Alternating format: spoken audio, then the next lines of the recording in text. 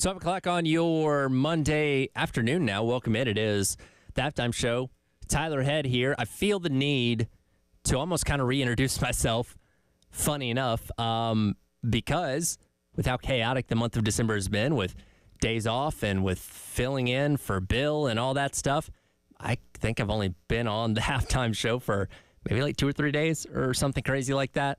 So Terry's been holding down the fort on the show for a while now, which I certainly appreciate. But I believe now that we're ending the year and about crossover in 2025, things should get back to normal for the most part.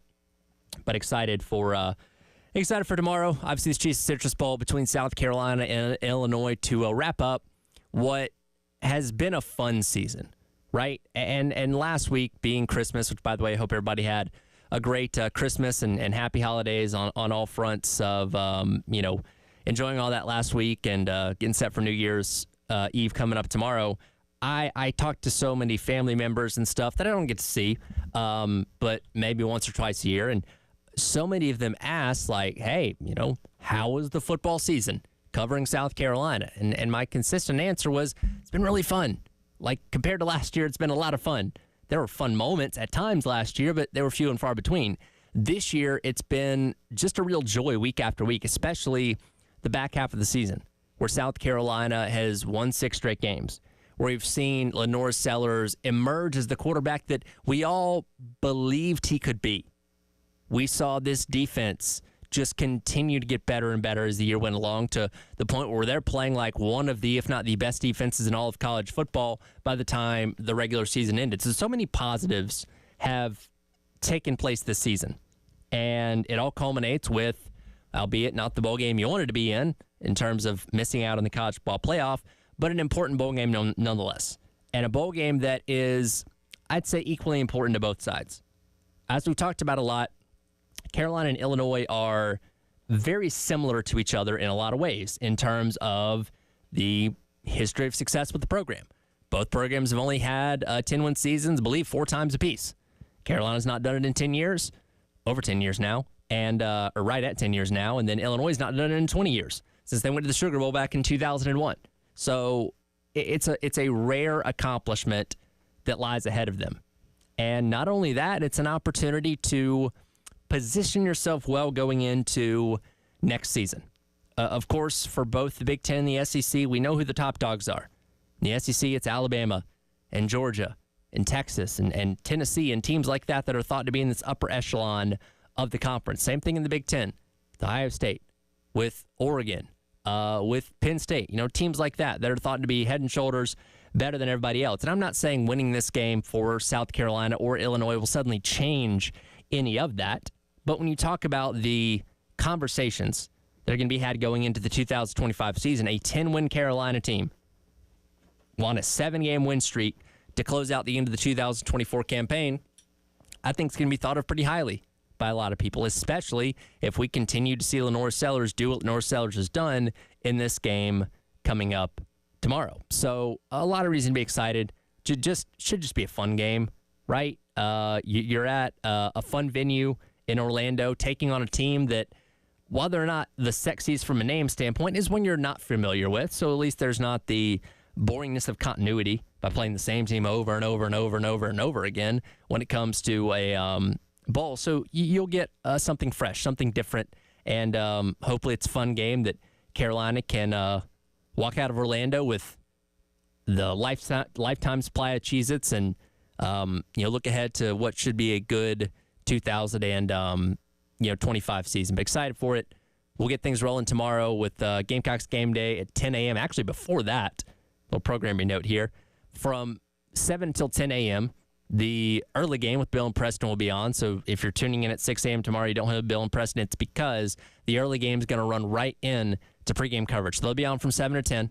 And then myself, Terry Ford, as we've done all season long, Gamecocks game day at 10 o'clock, running until noon when network coverage kicks in. And then, of course, kickoff at 3 o'clock, which, by the way, you can come hang out with myself and Terry at Jay's Corner Restaurant and Bar right across the street from Williams Brice Stadium for the Citrus Bowl viewing party as we cheer on South Carolina to hopefully a 10th win and a season that we're going to remember for a very long time. So a lot of things happening tomorrow. Hopefully, certainly hope to tune in, certainly hope to come and hang out with us as we celebrate the end of 2024 and the end of a very fun season for South Carolina football. And when you're kind of looking at this, and Chris and I talked about this a little bit at the end of that last hour, breaking down Illinois and diving into the minutia of what this team is, there's nothing about them that really jumps off the page at you, right? They're not this, dominant defense. They had a good defense a couple years ago, one of the better in the Big Ten. They're not this, superstar offense with a bunch of first-round talents.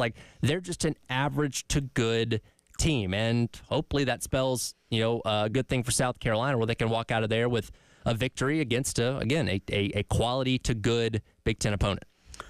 Hey, how you doing? Good to see you. I had to reintroduce myself at the beginning of the show. You talked to the noon to 3 crew? I did. I had to remind them who I was because I think I can count on one hand how many times I've done this show this month because days off and filling in for Bill and all this stuff. Yeah, you've been all over the place. I have. Nice days. Are those new headphones for Christmas? These are. I told Chris earlier I was in Walmart December the 27th because days of the week don't matter right now. Oh, no. And I was going through electronics, saw these for $10, and I'm like, heck yeah. My other pair fell apart about a month and a half ago. Been kind of doing the charity headphones that kind of lay around on all the desks around here. So I was like, you know what? I deserve a new pair. And $10, it's nothing. Want to make sure the folks at home can see you in your cool. Oh yes. Cool deal there. Well, nice. See, and I got a white pair so nobody would mistake them for theirs and take them. They'll still take them. It's radio. I'm sure. No, if people can take something, food, headphones, no matter what, they will. Radio people are degenerates. They'll steal anything. Well, yeah, of course. You leave nothing laying around a radio station or No. the refrigerator.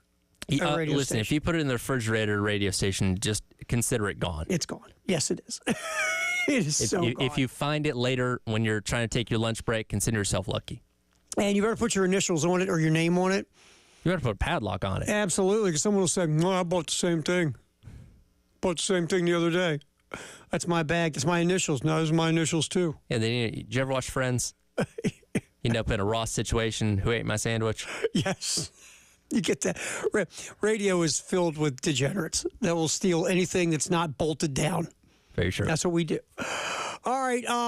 Yeah, it's interesting. You and I were talking about Illinois this morning. Let's list their upper-level first-round draft talent on Mel Kiper's big board. Did I get them all? Yeah, I think you did.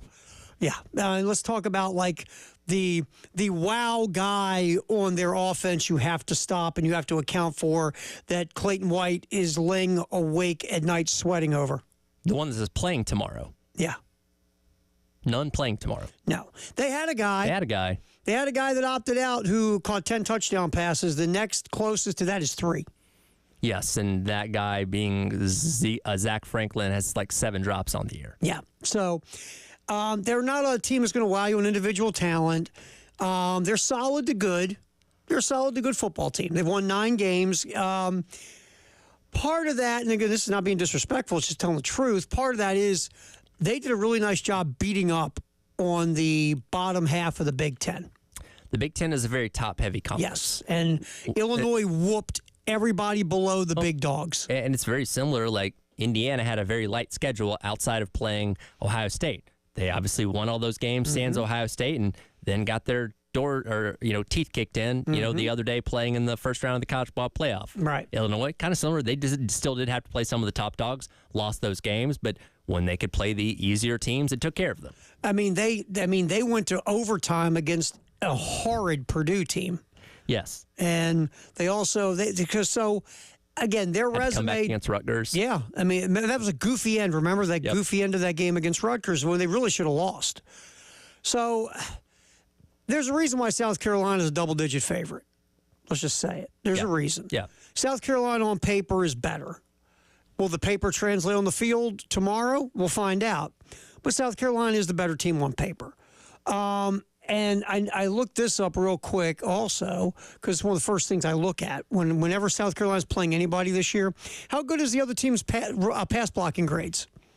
Illinois, Not good. 60. It's above the average line of 60, but it's like 63.9 or 63.5. Yeah, in Pro Football Focus. They've allowed 31 sacks this year, which is 99th in the country. Yeah, like 100 and some pressures. Now again, half of the pass rush is not going to be playing tomorrow for South Carolina and Cal Kennard. Yep. But still. Yeah.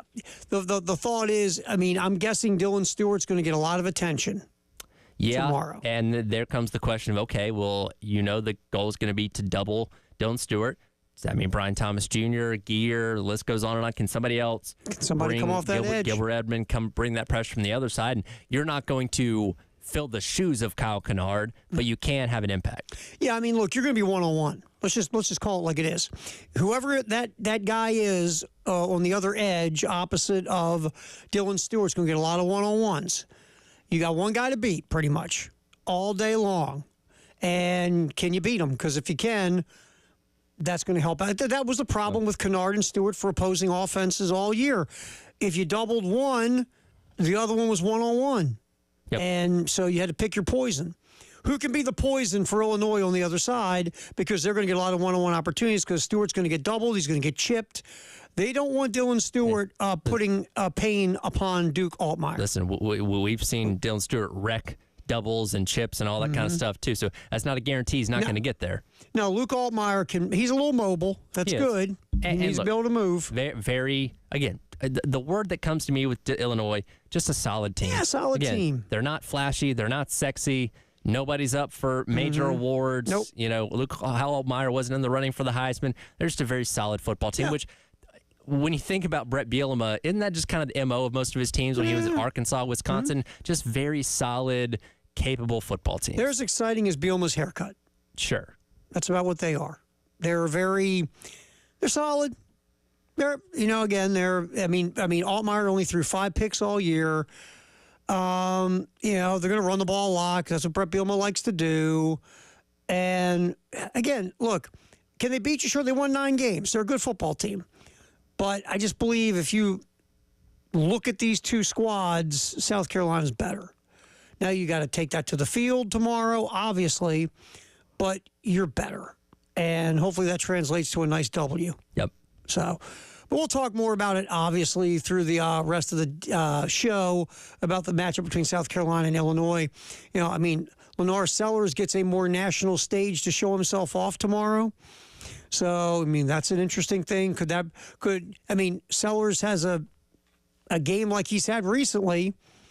More of the casual sports fan will hear of number 16. Yeah, so you can almost start the Heisman campaign for 2025 tomorrow if he goes out there and plays like he did against Clemson. Yeah, exactly. If he goes out there and makes big plays with his legs and his arm, he's going to get on the list for next year. I think he's already won a bunch of them from people who know college football, but if he can have that kind of a game, then the whole thing opens up even more for him. So we'll talk more about the Citrus Bowl. Again, we get cooking with our coverage 10 a.m. tomorrow morning, Gamecocks Game Day. A special early game starting at 7 with the crew. They'll go 7 to 10. Tyler and I and Elijah from Orlando will pick it up at 10. We roll 10 to noon. Then we start drinking. And then the network folks take over with Chris Miller and that gang at noon. Kickoff with Todd and Tommy, 3 o'clock, 2024 Citrus Bowl, South Carolina and Illinois.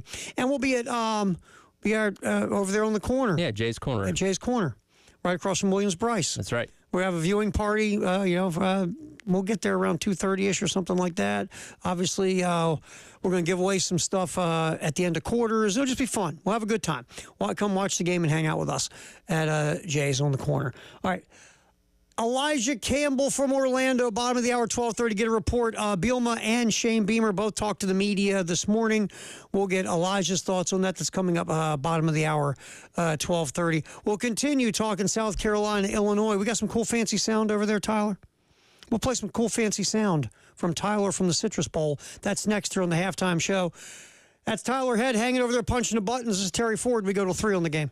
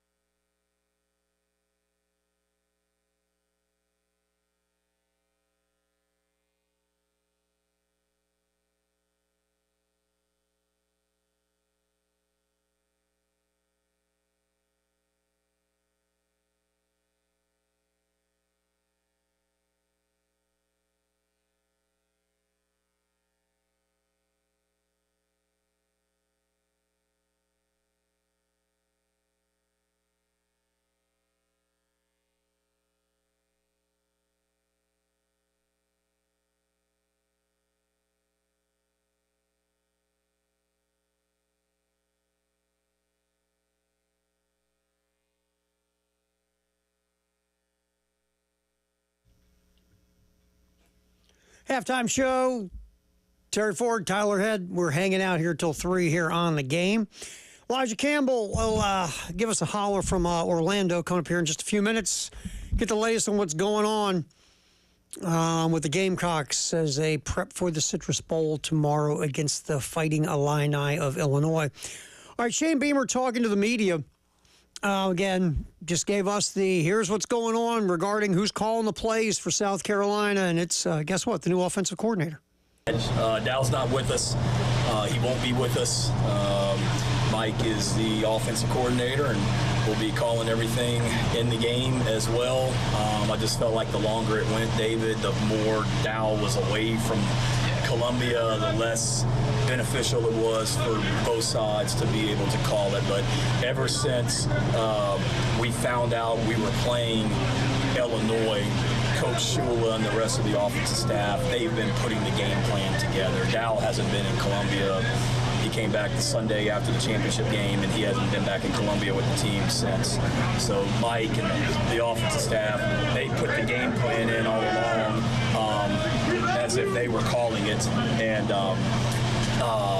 knew that there was a possibility that Dow may come back and call it, but in the end, I just decided it was best for Mike to continue to call it. So he's had a month to go back in the archives, and Illinois can look at mid-2000s Alabama offense. They can look at the Cam Newton Carolina Panthers offense. There's about one thing a day where I got to go to him and ask him, like, what is this? I don't know what this word means, and it's something they've put in. So he's taken it and run, and he and the rest of the staff will do a great job with it. So there you go. Mike Shula will be the play caller. Not a shocker or a surprise. No, I can understand why there was an initial thought of wanting Dow to do it, but in today's world of college football, people always kind of point back to when Kirby Smart, took over at Georgia. He stayed through the national championship for Alabama, but there wasn't all the things happening in the month of December like there are now. Mm-hmm. So yeah, Dow's been up in Boone, handling business, getting his team get set for 2025, building his roster there. Go worry about that. Thank you for what you've done here. Yeah. We're moving on to the next one, and it only made sense because Shula was already here, already on the staff. It's not like you were making an outside hire. Right. He knows what's up. He knows the offense. This was a no-brainer. So that's where I was going with it. He's been involved in the offense all year. So, it's a smooth transition. Dow has got a new gig. It's called head coach at Appalachian State. Now, this is a college football playoff game. Is there maybe a different conversation if Mike Shula is coming in from the outside and wasn't part of all this? I don't know. Let me ask you a question. Let's pose a hypothetical here. Mm-hmm. Let's say Carolina did make the college football playoff. Mm-hmm. Dow Loggins still took the Appalachian State coaching job. Do you want your offensive coordinator juggling two different things, or would you rather have, we're going to go ahead and just move on to Shula anyway. Let's let him call plays in the theoretical playoff. If it's me, I'm not using Dow. That's just me. Yeah. I would not use him because, again, he's now you can't look. There are TV shows that'll tell you otherwise, but it's tough to make two wives happy. It is, right? Unless you have a lot of fake IDs and you're really good at catching planes and those kind of things. Mm-hmm. Yeah, if you can pull that off, eventually, Or you're the head coach at Hoover High School. Yeah. Or Bartolo Colon have two families too, or something crazy. Big Sexy. Yeah, well, you're not surprised when Big Sexy has a couple of wives.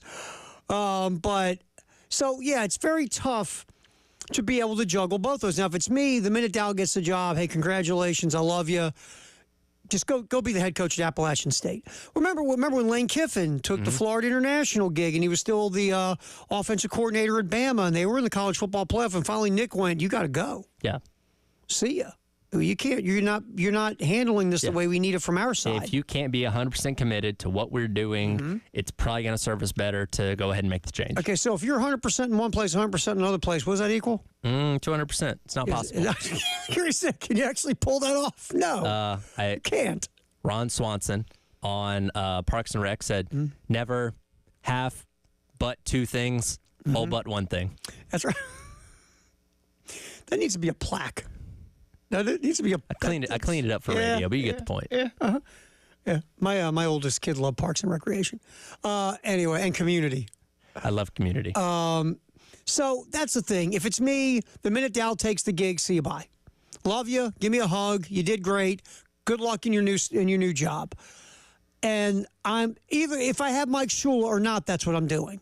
Yep. Because I just think that, especially if I was in the college football playoff, it's too important. I can't take the chance that you can't juggle it. Does that make sense? Yeah. And that's the way I would feel. I think they made the right call on this. And again, this isn't some, grad assistant that's worked his way up that's never called plays before. Nope. Like, Shula's done it at all levels. He knows what's up. Again, the offense likely isn't really going to change that much, if at all, because, hey, don't break something that isn't broken. Just keep doing what you're doing. So I don't think it's going to be that big of a difference outside of, like Beamer alluded to, certain terminology may be different. Hey, what's that word mean? Oh, I call it this. Dow Loggins call it that. But besides that, and you've had a month to prepare for all this. And the other part is every play caller is different. So that'll be different game day. Shula will have a different script in some ways, probably. Maybe not a lot different, but it'll be tweaked. Play calling is a very intuitive thing as well, but it's going to be the same offense. And a lot of the stuff you see is going to be what you've seen all year, to be quite honest. And let's go back to when Dow Loggins was brought in here now 2 years ago. His initial goal was to build an offense around Spencer Rattler. They did that. Spencer Rattler moves on. They build an offense around Lenore Sellers. So this wasn't necessarily the Dow Loggins offense. Really, it's the Lenore Sellers offense. Absolutely. And again, you have a guy that was already a part of the process of making that happen. He's just now in charge of calling the plays. South Carolina has not lost since, I believe they played Alabama in Tuscaloosa. That is correct. And when that game ended, they were 3-3, and we came on the air. I remember we played the cut from Mazio Bennett about this has got to stop. Yep. We got to quit losing games we should be winning. And we talked about, at some point you can't, being close doesn't matter anymore. You got to start winning these games. Well, they've won 6 straight. Here's Shane Beamer talking about the meeting that the squad had after the Bama loss in Tuscaloosa. I just remember Alabama. I just remember the frustration after the Alabama game, and I meet with a group of seniors, not so much seniors, but a group of our leaders at each position. I meet with them every Wednesday after practice and talk about things that are on my mind and talk about things that are on their mind. And I usually start each meeting like, what's on y'all's minds? What you want to talk about? And they didn't say a word other than went out.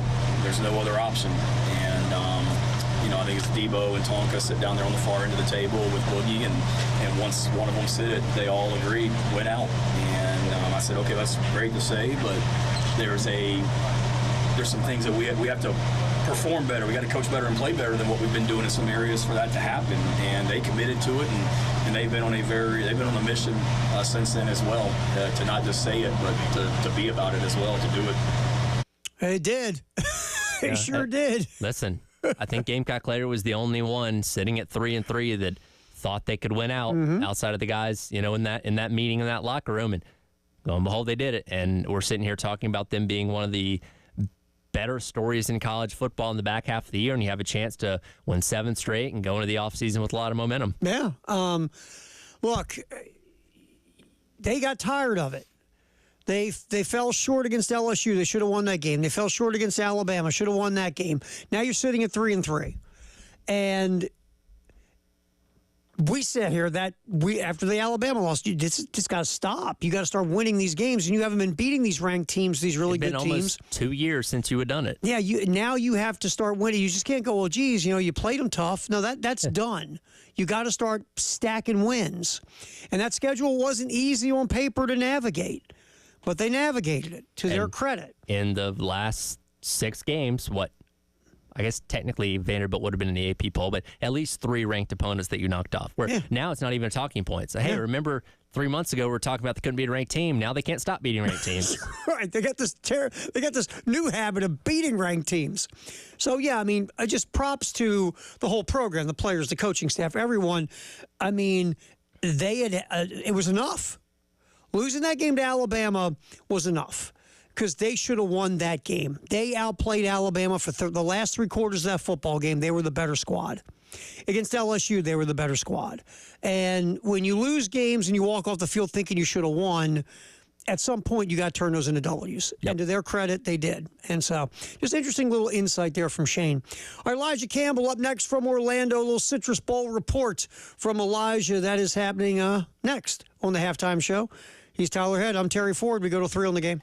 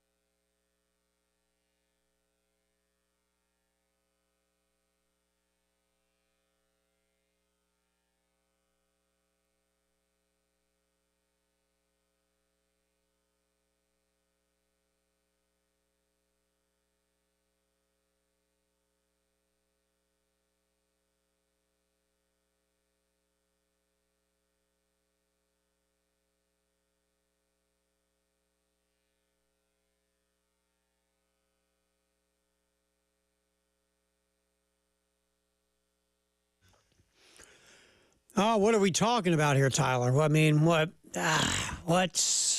anything important going on here? Well, Elijah and I did just have like a 5-minute conversation about Cheez-Its. So that's Cheez-Its, pretty important.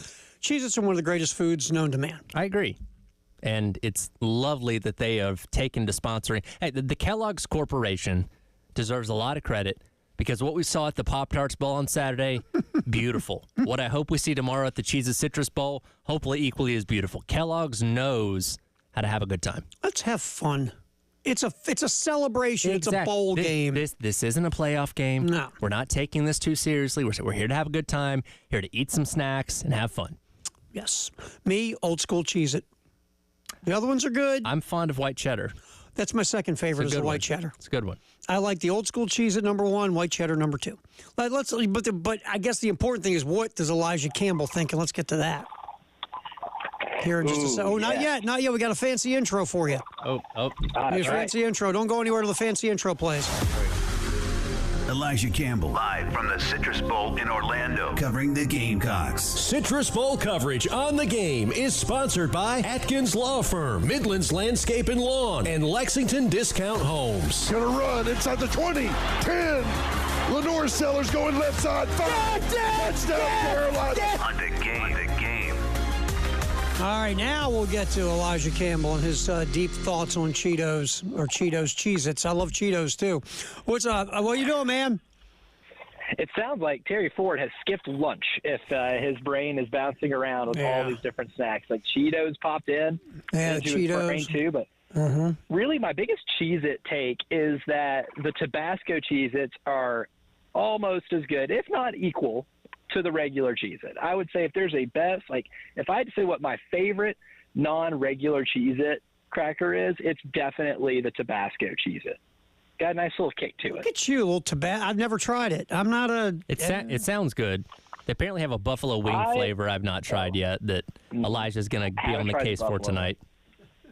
Oh, yeah. They're having a Pop-Tart and Cheez-It like tasting thing going on at the hotel I was at for the press conference tonight, so I will be doing my Big J journalism work to go by and make sure that the truth is out there of the variety of Cheez-Its and Pop-Tarts. I'm going to do my best. Way to fall on that sword for the good of the cause. Yeah. We appreciate This is what I the went to grind. journalism school for. Exactly. Yeah, this is what I went to J school for. This is it. All right, so Shane and also Brett Bielema talked to the media today. Did you walk away with anything from either presser? Honestly, I went away pretty impressed with Brett Bielema. I was talking to Bill this morning on the early game, and I was trying to get him to convince. I was talking about what I was looking for from Bielema, right? And part of it was, can you convince me that that your team has a chance in this game to pull off the upset? It's not like Illinois is a bunch of scrubs. I mean, they're 9-3. You win. No bad team goes 9-3. But it's like on paper, I just don't know how that offense scores against South Carolina's defense, even without Kyle Kennard. But he did say one thing that I thought was very fascinating, and it was when someone asked him, he was asking both, Shane and Brett, at what point in the season do you realize that you have a special team, that you could, outplay expectation? And Brett Bielema's answer was the Nebraska game. It was the second half of the Nebraska game. They beat him in overtime, and then afterwards, Nebraska lost 5 games. And he goes, this is what I tell my players all the time. We brand ourselves on physicality. We pride ourselves on physicality. And it's not just about what you do to a team during the game, but how they do after they have to play you. And based off that answer, it almost sounds like he takes pride in breaking a team like Nebraska, because as we all know, Nebraska was ranked until they lost to Illinois and then lost 5 more games after that. And just based off that comment, I do feel like he genuinely believes their physicality broke Nebraska. And that's how they really pride themselves on being incredibly physical. The strength of the Steves in the front 7. And I do think it'll be hard for South Carolina to run the ball. But I do think that, that's not as big a chore for Lenore Sellers to have to handle. But that's one thing, I think I did learn about this Illinois team is that their hope for when they play you is not just to beat you up during the game, but they want to break you to where the rest of your season's really bad. Now, obviously, it's a little different with this being the last game of the year, but I do find that, pretty interesting. And of course we got, both coaches really complimentary of each other. And Shane, I asked Shane, about what it's like to kind of try to maintain the momentum you had. You win 6 games to end the year. You're the hottest team in college football. You're the team nobody wanted to play if you were to get into the college football playoff. But that last win against Clemson was a month ago today, right? An entire month has taken place since that game, and a lot has happened. You missed out on the playoff. You lose your offensive coordinator. You lose Kennard and Rocket in terms of like graduating and opting out of the bowl game. You have to try to retain players for the bowl game. You did that. You have to try to retain players for next year. You did that. You got to, finalize the recruiting class. You did that. You have to go portaling. They did that, and they're still in the process of doing that. That's a lot to have to deal with. How do you still make sure that your team is still the hottest team in college football? And really, Shane just mentioned that's the big challenge. Is there's going to be a whole lot of week one-ness to this game, right? Where week one in the regular season, you have a month to prepare for your first game, and then you play the rest of the season. This is kind of the same way. You have a whole month to prepare for this one game, but that's all there is. It's just this one game.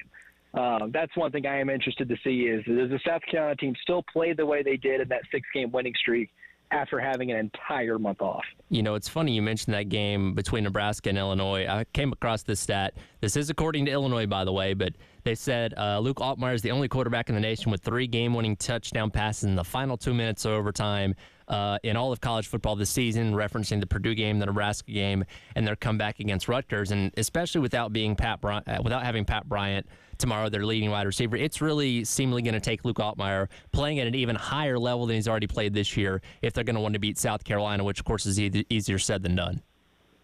Oh, certainly. And I think the thing I like about Altmaier is that he does a really good job of protecting the ball. He's only thrown 6 picks this year. The offense isn't explosive on paper. They're not scoring 40 points a game. They're not looking like Oregon and Ohio State or anything like that, but they're solid, and they're not going to beat themselves, right? They do a really good job of not turning the ball over. They don't run the ball particularly well, and they don't throw for 1,000 yards, every 2 or 3 games. But Altmaier is at least consistent in that he's reliable enough at the end of the game to be able to lead you on a scoring drive if you need to, right? He's a steady game manager, which is a good thing. People hear the word game manager and almost feel like it's a quarterback slur. It's not. It's a good thing. But he handles the game really well, and he doesn't do the things it takes to beat you. And, yes, he'll be harder without Pat Bryant because that offense, quite frankly, relied a lot on Pat Bryant and wide receiver Zachary Franklin. And Franklin will be playing, but, Tyler, I told you during the extra point today that Zachary Franklin and Pat Bryant accounted for 105 of the team's 200 total receptions. Right? That's a lot. They rely a lot on those 2 guys, and they're going to have other guys step up. Now, Zachary Franklin will be there, but the caveat for Franklin is that, while he didn't catch as many passes as Bryant did, he probably could have caught more if he didn't have 12 drops on the season, right? The guy's averaging a drop pass per game. He's going to have to be able to be a lot more sure-handed against one of the better secondaries they've seen. Luke Altmaier is going to have to get the ball out really quick just because I don't trust this Illinois offensive line, especially at the tackle position, to keep Altmaier safe from Dylan Stewart. All right, we'll get you back in here at 2:30. You can tell your Airbnb story. Oh, yeah. It's a fun. There's a lot of variance when you do these type of things. There's a lot of variance, and this one's an interesting situation. All right, because Elijah loves his Airbnbs. We'll get that story at 2:30. I hope you at least had towels this time. Well, we had towels. You know what? You just didn't know where they were. We just didn't know where they were. Yeah, I just did not have access to towels by the time I showered, and that was problematic. Right after Elijah used all the paper towels to dry himself off. Hey, Bob. Hey, look at this closet. Guess what we have? Towels. I about died on the spot. That's so funny. All right, we'll get you at 2:30, my friend. Appreciate it. Sounds good. Right. See you, fellas. All right, we'll see. Elijah Campbell live from Orlando, giving us a coverage of the 2024 Citrus Bowl, brought to you by our friends at Atkins Law, also Midlands Landscape and Lawn, and Lexington Discount Homes. See, if they would have let us go, we could be tasting Cheez-Its and Pop-Tarts tonight. Yes. You know what I heard? I was driving. And again, they were talking about the Pop-Tart Bowl thing real quick. And someone called in peach cobbler Pop-Tart, crumbled over vanilla ice cream. They have a peach cobbler Pop-Tart? I never knew that. I'm learning so many things. Same here. Peach cobbler Pop-Tart crumbled over vanilla ice cream. Now I'm hungry. All right. Firehouse Sub Taxi Hour coming up 803-404-6100. Halftime show. He's Tyler Head. I forgot your name. You haven't been here in so long. Tyler, I'm Terry. We go to 3 on the game.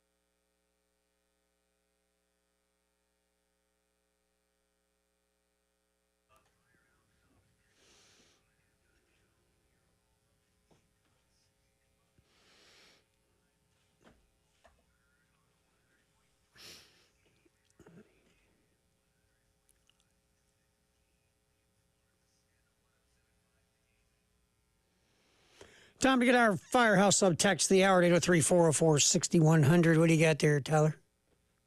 Probably if I turn my microphone on. Yeah, it's overrated. Let's see here. Michael weighs in and says, do you guys think we'll see some young guys on defense in this game, like J.R. Johnson or Wendell Gregory? I think there's probably a good opportunity for that. Now, the linebacker core is pretty much going to be the same for what it's been. Nobody's opting out. And Demetrius Knight, Debo, all those guys are playing. But I imagine there's going to be an emphasis of trying to rotate in some of these younger guys as much as possible. Because, again, what we know bowl games are now essentially is the beginning of your next spring, where you're getting a live game against another team. You got the practices, all this kind of stuff, where you can get some of these younger guys in and say, okay, Gregory, Johnson, you're our next guys at linebacker. Let's see what you can do. And again, I would imagine Debo and Demetrius still playing a bulk of the snaps, but maybe rotating some of those younger guys in a little bit more. Yeah, I mean, because you want to see the future, right? Yeah. So I could see Johnson and Gregory getting some snaps because, again, this doesn't go against anything regarding red shirts or no anything. eligibility changes because of this game, which is good. Yeah. I mean, you can see some of the younger DBs possibly because Nick Amenwori, obviously, I think will roll off to the NFL draft. Yep.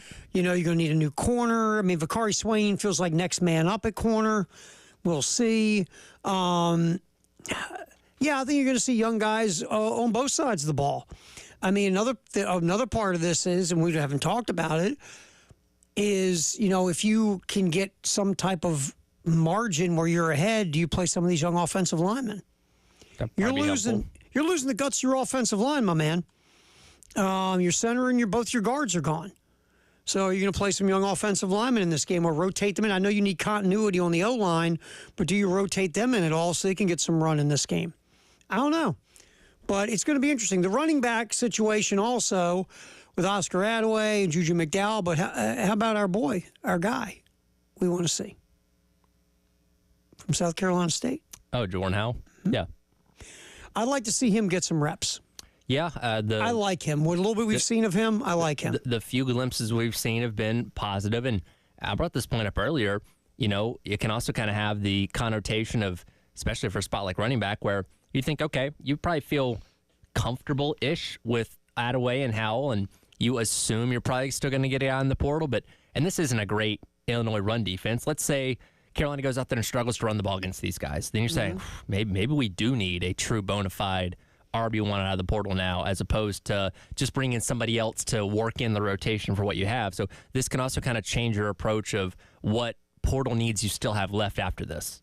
Yeah, Howell, Matthew Fuller got a little bit of a run and reps in a couple games.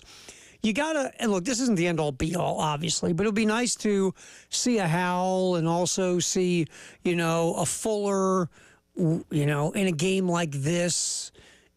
And I think you're going to see young guys sprinkled in because you do want to see what next year is going to look like and what other work you got to do in the second wave of the portal and things of that nature. Because, look, you have the second most seniors in the country. Mm-hmm. You're going to have to play some guys. Along the defensive front, you're losing your entire front line rotation of your interior defensive line except for Goodwine. You got to see what you got. You got Nick Barrett and you got Goodwine. What else do you have? Nothing. Exactly. Really. You really don't. Outside of returning production. That's what I mean. You got, yeah. Obviously, freshmen coming in. And you got some portal guys coming in. Portal guys, and that's probably a spot you're still going to need to add more bodies in. So, I think you're going to see, to the answer to the texter, you're going to see some young guys get some snaps in this football game. Because you are balancing win now, get that 10th. Because remember, that's the mantra. Yep. Tomorrow. Get that 10th win. So they're going to play for a win. They're not just playing it like a spring game. They're playing to win. Yep. But I do believe you're going to see some of the young guys get some snaps here and there because you also want to get a tiny little glimpse of the future in the Citrus Bowl. But no, make no mistake. They're out there to get W number 10. Yeah, and look, both sides, it's equally important. Yep. Illinois has not had a 10-win season in 20 years. By the way, Carolina hasn't done it in 10 years. They've only had 4 in their history. They have. It's crazy the parallels between these two programs, between Beamer's tenure and Bielema's tenure at Illinois.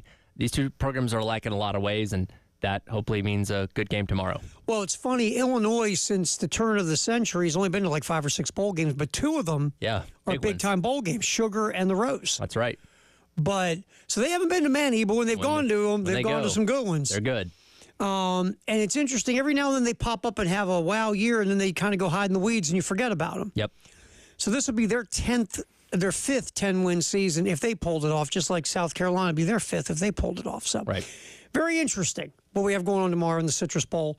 And, of course, again, we get it cooking at 10 a.m. again. The early game with Bill and Preston and Jen, 7 to 10 tomorrow, a special New Year's Eve Citrus Bowl pre-game, early game from 7 to 10 a.m. Then we'll jump in, Tyler and I and Elijah from Orlando, with Gamecocks game day till noon. Then the network with Chris Miller takes over, and they run you right to kickoff at 3 o'clock. Of course, you can hear all of that right here on the Game in Columbia. And the game is on our sister station in Myrtle Beach.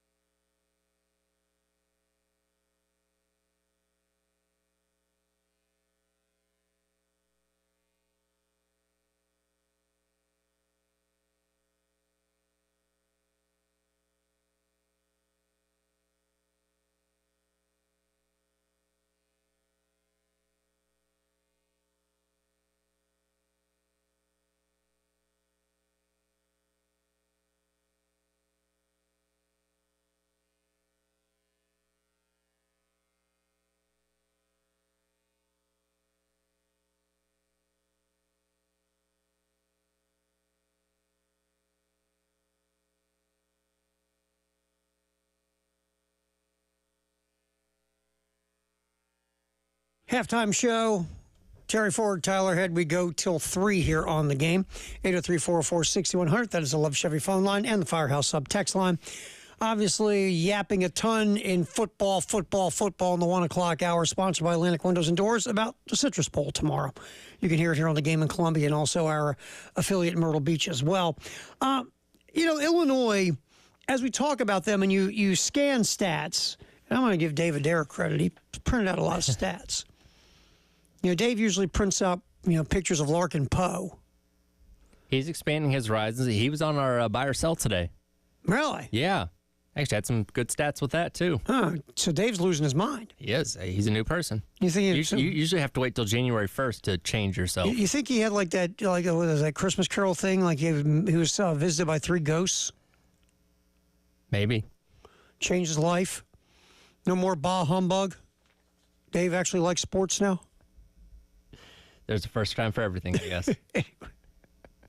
Yeah, you see the ghost showing up covered in honey buns. Anyway, all right, so Dave got some interesting stats. You look at Illinois and a lot of, middle of the road, right? We talk about this. They're a solid team. They don't wow you in a lot of ways, but they don't beat themselves. And they're one of those teams, Tyler, that at the end of the game you look up and you go, they won? Does that make any sense? It's like, wow, yeah. They won? Yeah. Because they're not real spectacular. They're very methodical in their approach on both sides of the ball. Like, for an example here, if you look up and down the stat sheet, they're in the top 50 in fewest penalties committed per game. They don't turn the ball over. Like I said, they're very good at not turning the ball over. And this is interesting. All right, red zone defense. South Carolina's in the top 40 in the country defensively in the red zone. Offensively, Illinois is top 30 in the country in red zone efficiency. So there. Basically, when they get in the red zone, they're cashing it in. Mm-hmm. They're good at that, and South Carolina is good at stopping you from cashing it in. So looking at tomorrow, that might be one of those keys to the game we talk about during Gamecocks game day at 10 a.m. is the Illinois red zone offense against the South Carolina red zone defense if the Illini get in the red zone. So right. Yeah. That'll be interesting. Here's another one. Sacks allowed. We know South Carolina struggled and scuffled with giving up sacks. Gamecocks are 122nd in the country in sacks given up. Well, Illinois, like you brought up earlier, 99th in the country. So Illinois gives up sacks too.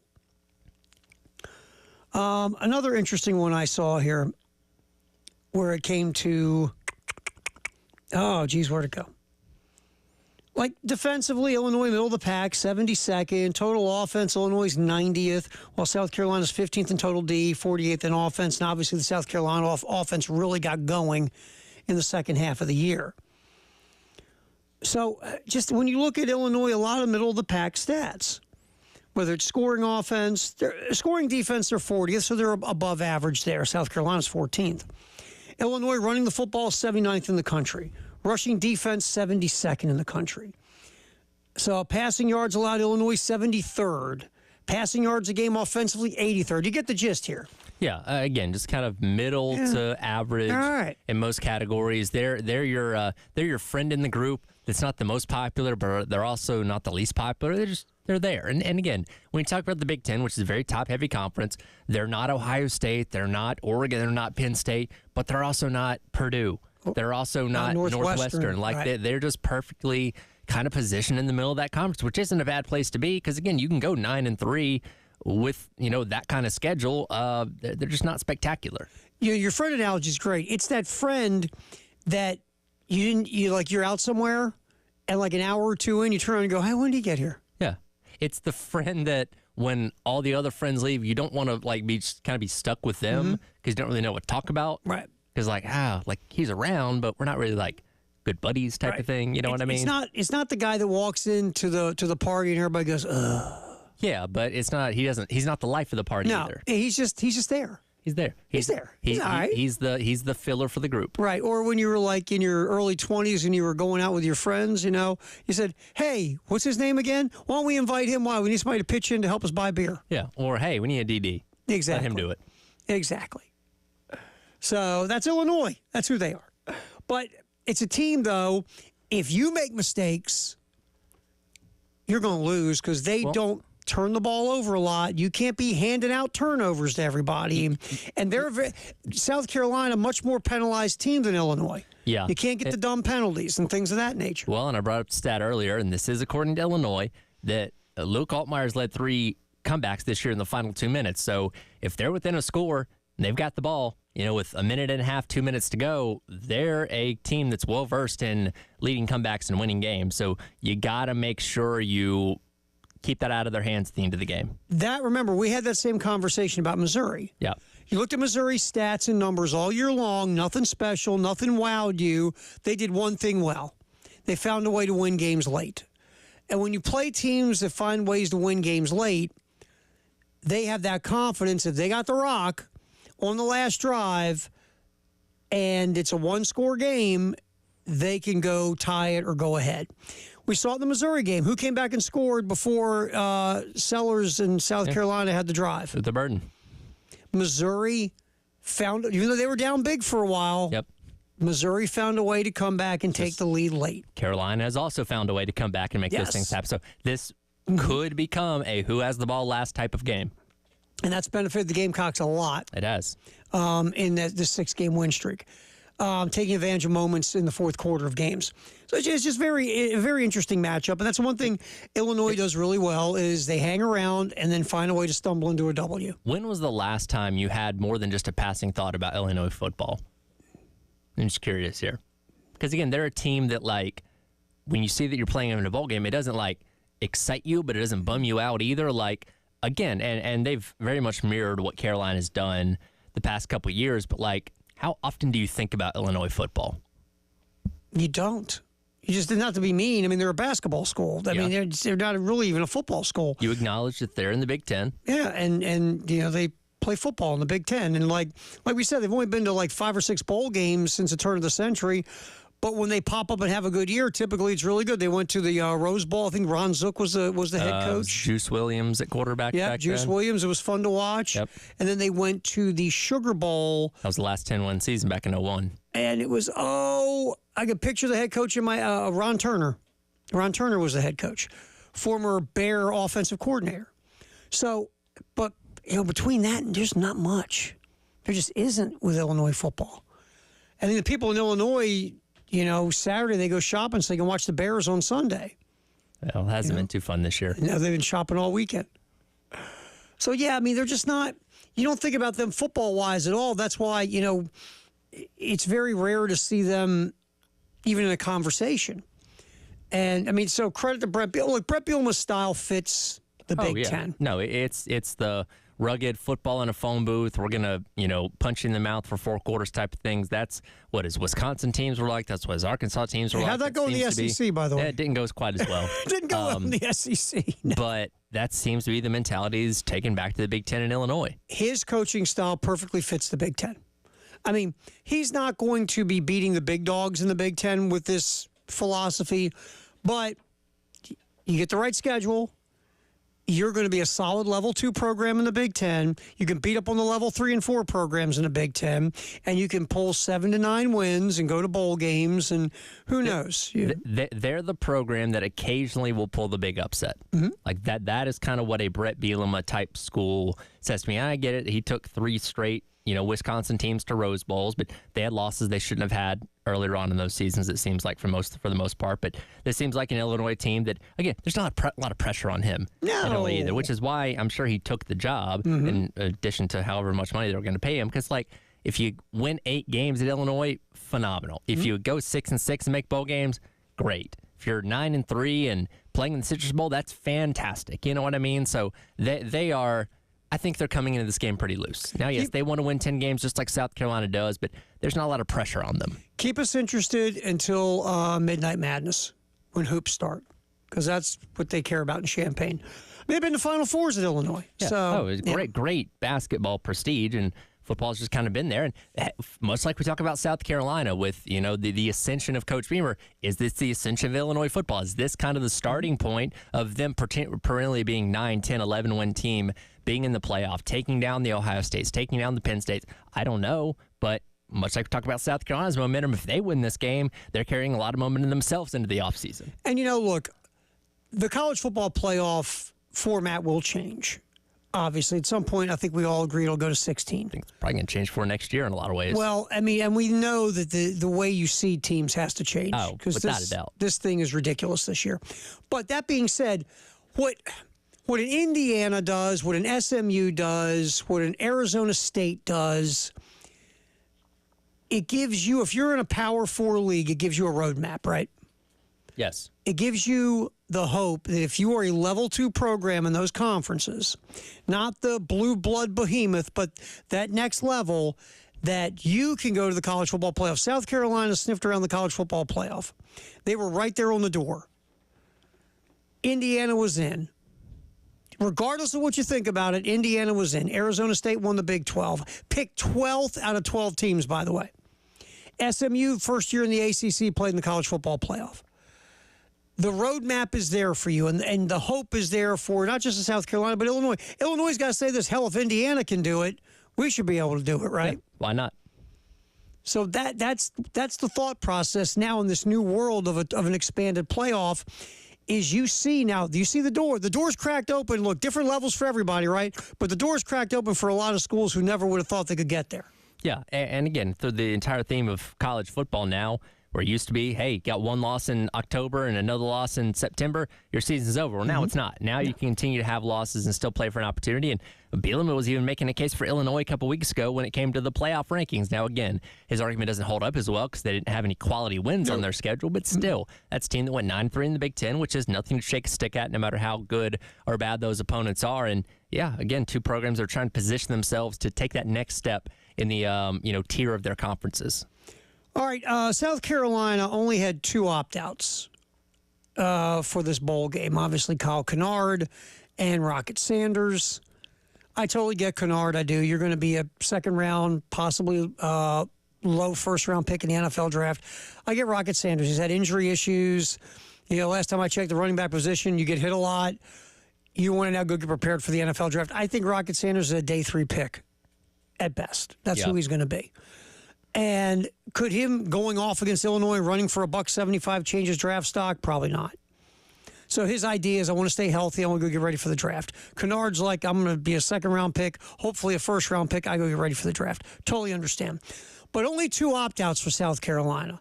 On the other side, Shane Beamer will tell us what he thinks that says about the South Carolina football program. We'll get into that next. Halftime show. He's Tyler Head. I'm Terry Ford. We're rolling up until 3 here on The Game.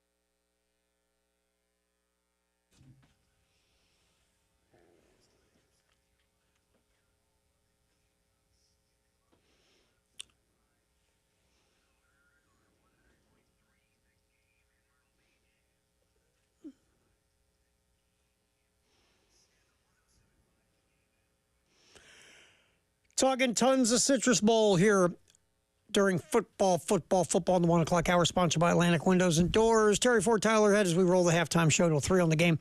Don't forget, at Jay's, right there on the corner across from Williams-Brice, our viewing party tomorrow, 3 o'clock kick. Come on by, hunker in, grab a beverage or 2 or 3, have something to eat. We'll be giving away stuff through the game, so it'll be good times. We've had a pretty good record with our watch parties this year. Only one loss. Only one loss to Alabama. And should have won that one. Yep. So the exact opposite of what happened last year. Yeah, last year wasn't as fun. Last year was tough. Always loved being O'Hara's, but wasn't a whole lot of reason to celebrate besides that. Viewing parties are great unless you're losing. Yeah, so take advantage of what we can. 3 o'clock tomorrow, Jay's Corner. Hang out with us, and let's cap off 2024 the right way. Yeah, it'll be good times. Again, Tyler and I will be there for our viewing party for 107.5 The Game, so you can watch South Carolina, Illinois, the 2024 Citrus Bowl. All right, Shane Beamer talking to the media, and we're going to talk to Elijah Campbell at 2:30, get another report from Orlando at the Citrus Bowl. Of course, Elijah, Jay back today. Who is this Jay Phillips you speak of? I've never heard of him. I saw it in a card in front of me. Jay's back. All it says is Jay's back today. I'm not familiar with him. Yeah, I think Jay left me the card because he speaks to it now in, third person. Third person. So Jay Phillips actually coming back in today. He'll be anchoring the halftime show. Listen to me. He hasn't been around for so long. I forget what show he's doing. It's the Elijah Campbell Sports Experience. Exactly, with Jay Phillips. And Elijah will be in Orlando. Jay will be here in studio for the postgame show. I've heard allegedly that they'll have some guests and some cool stuff from Orlando. Some guy named Langston something. Okay. More? Like work at Disney or something? Sound familiar? Yeah. He's Disney. He's a guy that works at Disney. He runs around in the Mickey Mouse costume during the day. So they'll be hanging doing the postgame show, Elijah's part from Orlando, as he continues his coverage of the 2024 Citrus Bowl. He'll be with us also on Gamecocks Game Day tomorrow starting at 10 a.m. here on the game. All right, so Shane talking to the media. I thought this was interesting. Shane was asked, because South Carolina only has 2 opt-outs for this bowl game, what the low opt-out total says about South Carolina. Says that they're very invested. Says that they're very motivated to go try and get a 10th win. This is a group that's been very committed to one another, going all the way back to last year, and trying to get a 10th win is something they're very hungry to do, along with spending a week together down here in Orlando. So it says that our culture is strong. It says that our players enjoy being a part of this program, and it says that our guys are really, really excited about being down here and competing on the 31st. And it does. It says all those things, and I agree with it. But here's the one thing, and Tyler, I don't know if you and I have talked about this or not, but yes, it means that you have guys who are in to win the 10th game. You have a very good culture. You've got a good room. You've got good leadership. You brought the right type of guys into your program that help foster and build the correct culture you're looking for as a head coach. All those things are true. Guys are committed. Guys are all in. But I always this question is always a slippery slope to me when it's answered. Because does that mean Kyle Kennard and Rocket Sanders aren't?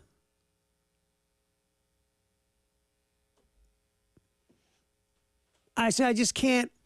I can't go down that road because, I mean, they were committed to help you go 9-3. And they've been committed to you from the beginning, being great leaders and great locker room guys. But so if the guys that do come and play are committed, does that mean Kyle Kennard and Rocket Sanders aren't? That's my problem with this question in general. You're setting up that answer to, when you say what the guys are who are here, that almost comes off as you're saying what the guys aren't that aren't here. And I don't like it. Yeah. I don't like it at all because, to me, yes, two things can be true, right? Sure. What Shane said is correct. These guys, the idea they only have 2 opt-outs is phenomenal. These guys are all in. Absolutely. But the 2 guys who were very instrumental in getting you to this point have been all in. Yeah. They just now had a decision to make for their future. Which isn't that what college is all about as well? It is, and like you said, you're kind of pigeonholing somebody by asking this question because, again, no matter which way you answer the question, it's going to make somebody or has the potential to make somebody upset. But, Kennard and Rocket, out of all the guys departing, have the most to lose here, we feel like. Now, you could debate even worry. If he worried for it to get injured, knock on wood, hope it doesn't happen, then he's losing out on a lot of potentially a late first round, early second round pick. But I don't think anybody is looking at Kennard and Rocket, angry that they're sitting out. We'd love to see him play, obviously, because how big of a role they play on this team on both sides of the football. But I think everybody understands their reasons for it. Yeah, and that's my point of all this. I mean, this is not just South Carolina. This is all over the country. Guys who opt out because they could be high NFL draft picks or guys with injury histories who are like, man, I've got no injury luck at all. I don't want to play one more game with my luck. God knows what will happen to me. And we saw Rocket get hurt on a him rushing the ball. He was blocking against Akron on the third play of the game. Yeah. So this is something that's happened recently in a non-traditional way of him carrying the football. So I get it. I completely understand because, he could go out there and run for 200 yards, or he could get rolled up the wrong way on the first play of the game, and suddenly he goes from being a day 3 guy to undrafted. And then my other part is that, again, when this door is open, coaches never leave before the bowl games to take other jobs, do they? No, they never do that. Not at all. My thing is just make it clear beforehand. And we may get into this later, the whole Cam Ward thing, which I know internally, apparently he told the team what the deal was. But, if you're going to commit to play the game, play the game. If you don't want to play the game, don't play the game. Don't make it this, will he, won't he, will he, oh, he's dressed, he's got his helmet on, but he's not going in the game. You know what I mean? Just commit one way or the other. Malik Neighbors did this last year, too. At LSU, he played the first half and then sat out. I think he got a record. He set some kind of school record and then sat out. My thing with that, and you're not wrong, I totally agree with what you're saying, but if this Cam Ward thing was going to go the way they did it, be honest and upfront about it. Don't make this so muddy and so murky. It comes looking like the player at halftime went to you and said, "Hey, coach, I'm out." Well, at the same time, how can you make that sound good?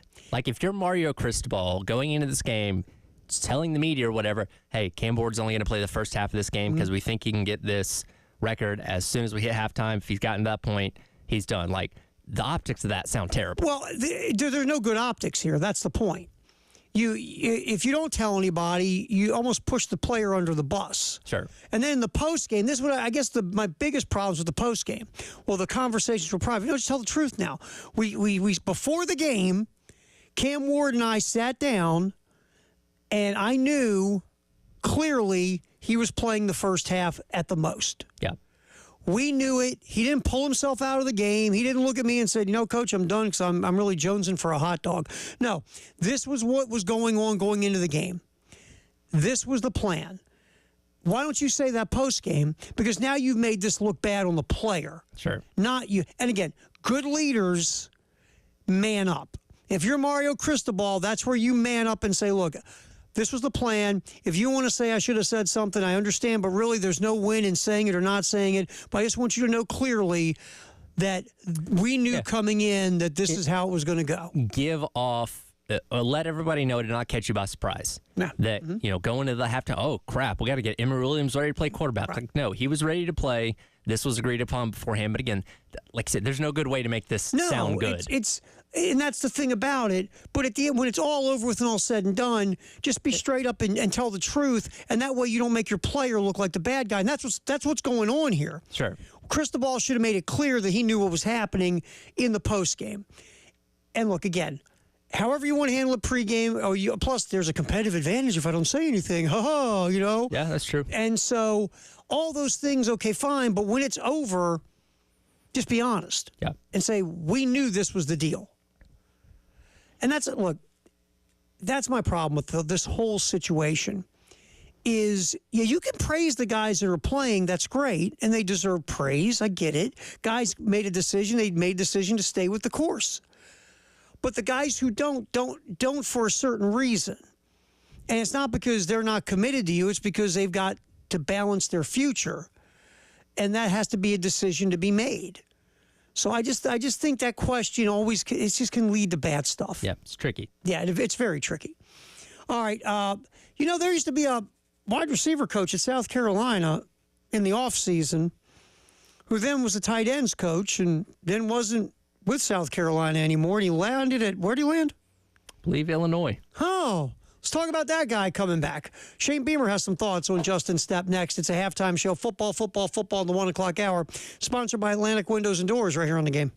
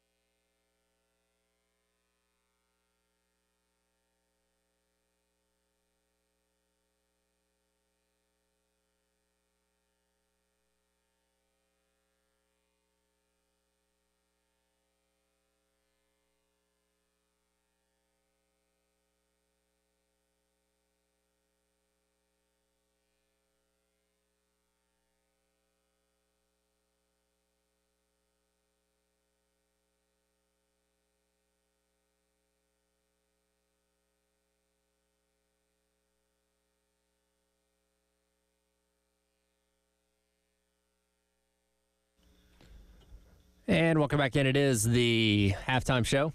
Tyler Head and Terry Ford along with you on your Monday here, getting you set for the Cheez-It Citrus Bowl coming up tomorrow between South Carolina and Illinois.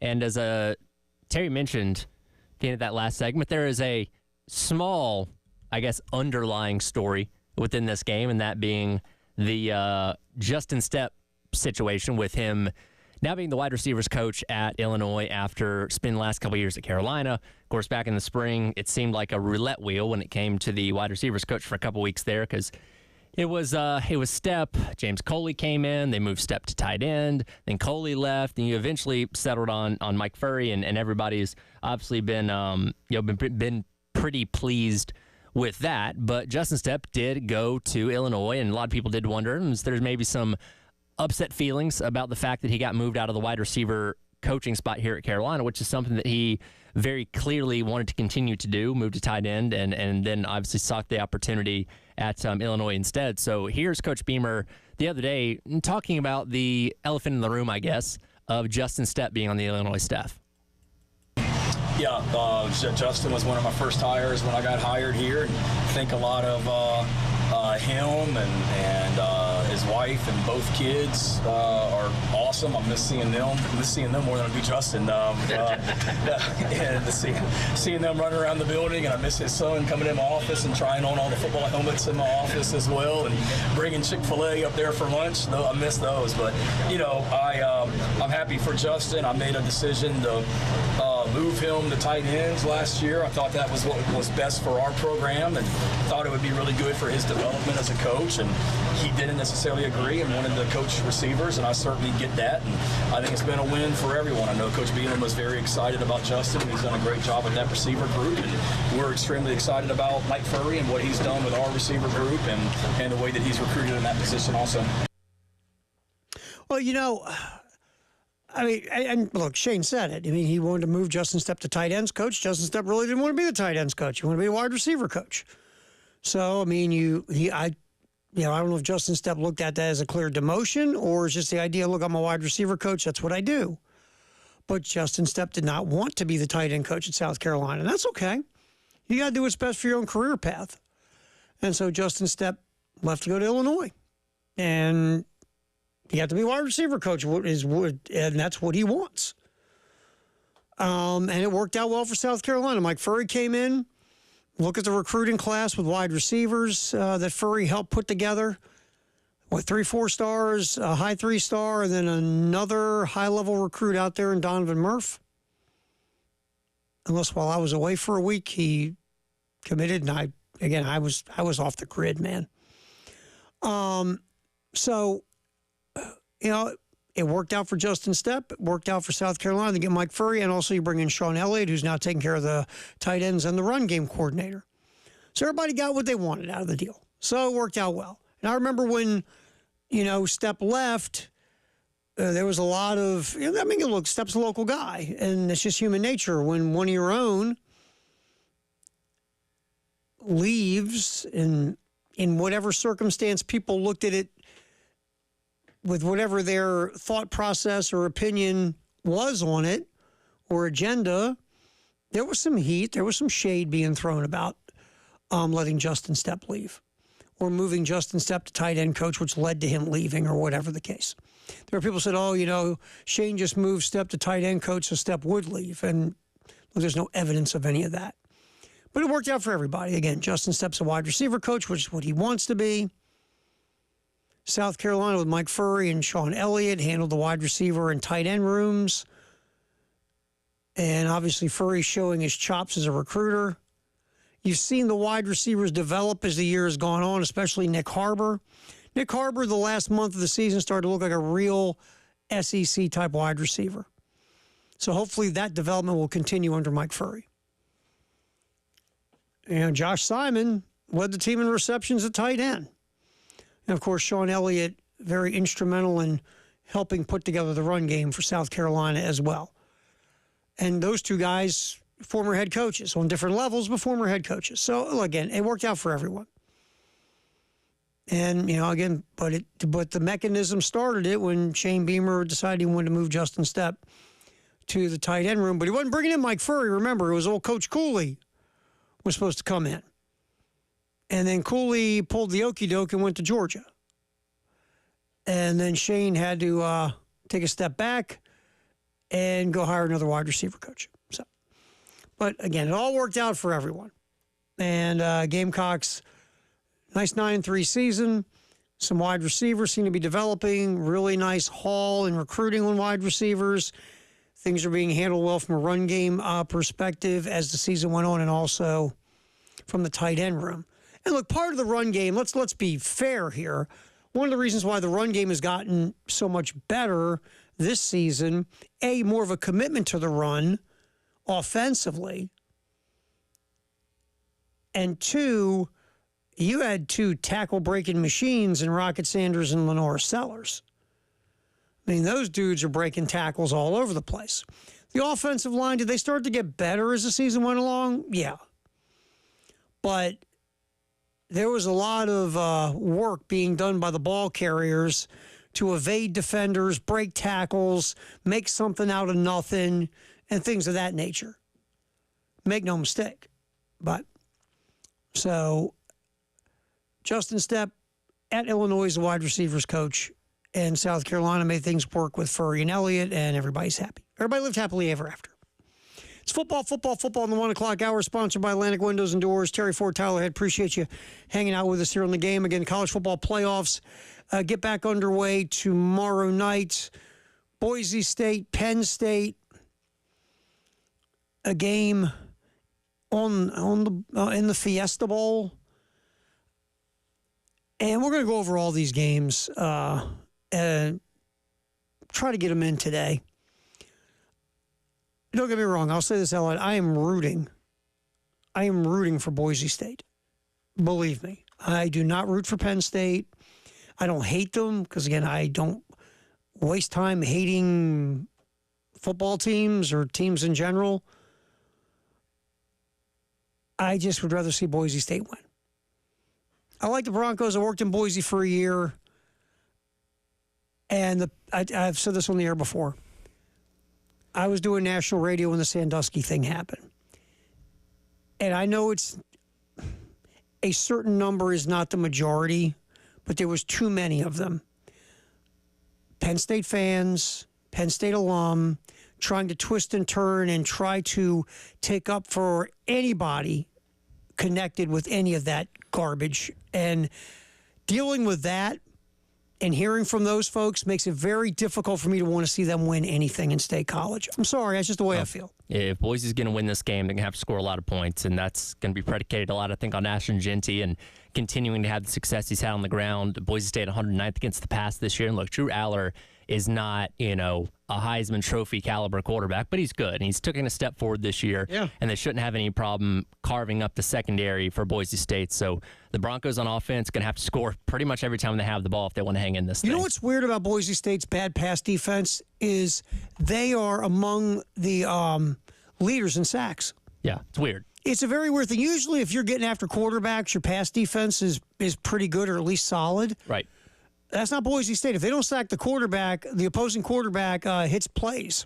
And Aller, the biggest improvement with Aller this year is hitting big plays down the field. Yeah, that's something he couldn't hit anything down the field last year. That's taken a big step forward. Tyler Warren, that tight end, a very effective guy in the pass game. I lean towards Penn State, but I think there's a lot of people. The best shot at an underdog story in the playoff remaining is Boise State, if we're being honest here. Yeah, because, again, we don't buy into James Franklin. No.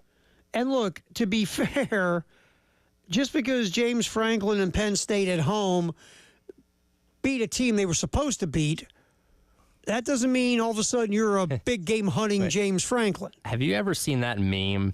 It's of the guy getting the medal and he's celebrating, spraying the champagne, flipping everybody off, and then it backs out and shows he's still like third place or something like that. Yes. I sent that to Preston after Penn State beat SMU. I said, this is James Franklin after beating what is an overhyped SMU team. Mm-hmm. That's probably the mindset a lot of people around there have. Hey, we finally won the big game. Okay, playoff game, sure. Right. But wasn't the stiffest of competition. Right. Did you really? It was the team that Right. people debated on should they be and should they not be. Right, exactly.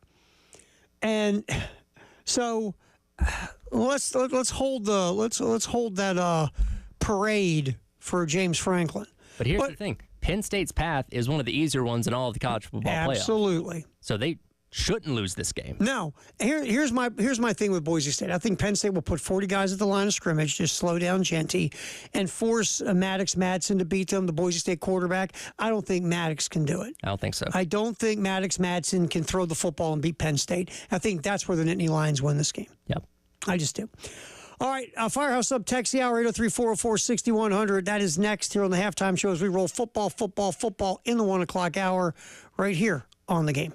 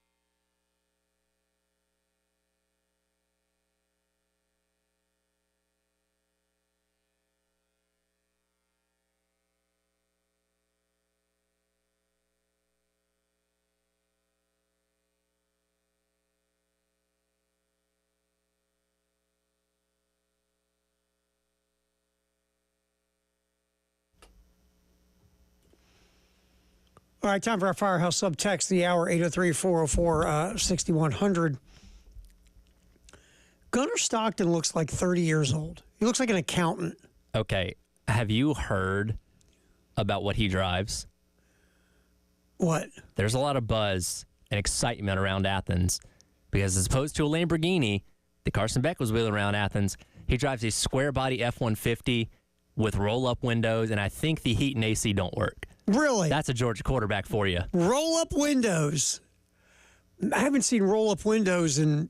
I forgot the last time I saw roll-up windows. I believe it was an article in the Athens Banner-Herald earlier on this week, late last week, that was talking about how, like, fitting of an image it is for a Georgia quarterback to be a F-150 guy as opposed to Lamborghini guy. And a lot of people, hell yeah, my quarterback. Until he goes 3 for 7 and throws 2 picks. But at the same time, like, you know, he also hasn't had the benefit of NIL like Carson Beck had. Mm-hmm. So if he had, who's to say he's not driving a Lamborghini? Here's my question. Or maybe just a newer F-150. Okay, now that Lambo, is that an NIL deal from a local dealer, or is that... I think it's just the money he was making. I was going to say, think he just bought it himself. Man. Either you got a heck of an NIL deal or you have no idea how to handle your money. It's one of the two. Listen, that's his dough to spend. If that's how he chooses to spend it, that's on him. Crazy. But you know, and again, I'm more in tune with the Georgia fan base than a lot of people. But you know, when everything's going great, nobody has a problem with what you're doing off the field. No, not at all. But when you're throwing interceptions left and right, it's because he's got a Lambo. It's because he's dating a Cavender twin. It's because he's focusing on this and that. And, you know, Gunnar Stockton comes in, plays his guts out in the second half of that SEC championship game, helps them win, obviously. And now people are like, well, we don't need Carson Beck anyway. We'll see what happens on New Year's night. Yeah, we'll see what happens. Yeah. But hey, a kid, by the way, have you ever been to Tiger, Georgia? They shot Deliverance there, in case you weren't familiar. He kind of looks like Burt Reynolds' character from Deliverance. They shot part of Deliverance up there, and the river scene with the banjos, that's Tiger, Georgia. I've been to the Raven Gap. It's a little bit of a weird place. Okay, that kid on the porch with the banjo, is he a local? He's a local. I think he actually works at the Walmart there. Okay. They have goats on a roof. If you've been there, you know. A little bit of a weird place, but hey, square body F-150, that's a Georgia quarterback. Hey, roll-up windows. I'm impressed with the roll-up windows. Yeah. Does a Lambo have a roll-up window? I don't think so. I think you can look at the window and it rolls up. Yeah. Or you say something. You say something. Voice activated. Yeah, it's like, hey, Lambo, roll up the window.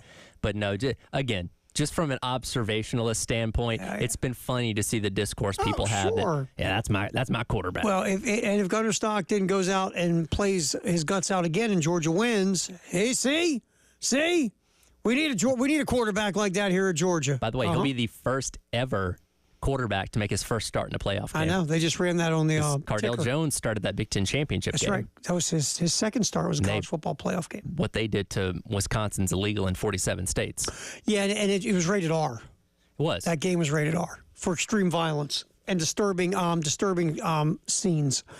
All right, what we got there on the Firehouse subtext on 803-404-6100. People weighing in with their cheese it takes. Nameless Texter says Buffalo wing is incredible. Sounds delicious. Need to try that. KT from Lexington says 4 cheese is the best. Oh, I have not tried that, but I can absolutely believe 4 cheese is good. Whenever you 4 cheese anything, man. Yeah. I love 4 cheese. Like those pizzas are 4 cheese? Mm-hmm. Excellent. That was KT? KT, yes. Very nice. Again, I like the white cheddar. White cheddar is a close second to my favorite, which is the original, the old school original. But I think 4 cheese sounds like that's a deal. The burnt ones are good too. I can do the burnt ones at times. I'm okay with the burnt ones. I think I've tried that. They're all right. I feel like the regular's toasted enough for me. See, the burnt ones are, you can eat a little bit of something, but you can't eat a lot of something. That's me with the burnt ones. I can eat a little bit of them and I like them, but I couldn't eat a whole box. It's like in Maryland, I think they probably have them here too. They have Old Bay chips. Yes. I like them, but I can only eat like a little bag. You can't give me a big bag of Old Bay chips. So I can only eat like a little bit. I love them, but I can't eat a lot of them. But I do love them. Old Bay chips are no joke. You've had them? I think so. Because, whenever I think of Baltimore, I think of Old Bay. Everybody thinks of Old Bay and murder. Yeah. It's kind of Baltimore. Pretty fair. Old Bay and The Wire. Like they were eating the Old Bay chips while they were killing each other on The Wire. Been a great brand deal. Yeah. What was it? Somebody said something this morning. Somebody said something. Oh, did you hear about this thing happened in Baltimore? Blah, blah, blah. And they're like, wow, that's crazy. It was some crime thing. And I go, that's a Wednesday. What's the deal? You're not really phased by any of that, are you? No, not really. I was in one of the worst parts of the city this week. I won't get into it. Bars on the windows? No, not bars. Boards. Oh. Boarded up windows, boarded up doors. There was only a certain element of human being walking around in that area. And put it this way, I wasn't stopping at red lights. Yep. Wasn't happening. Anyway, all right, appreciate the text. Like always, Firehouse Up, text the hour 803-404-6100. We'll get back to what's trending at 2, sponsored by Traditions Fine Jewelry and Gamecock Traditions. More sound from the 2024 Citrus Bowl. Look at the more of these college football playoff games and the NFL as well. It's all coming up on the halftime show in the game.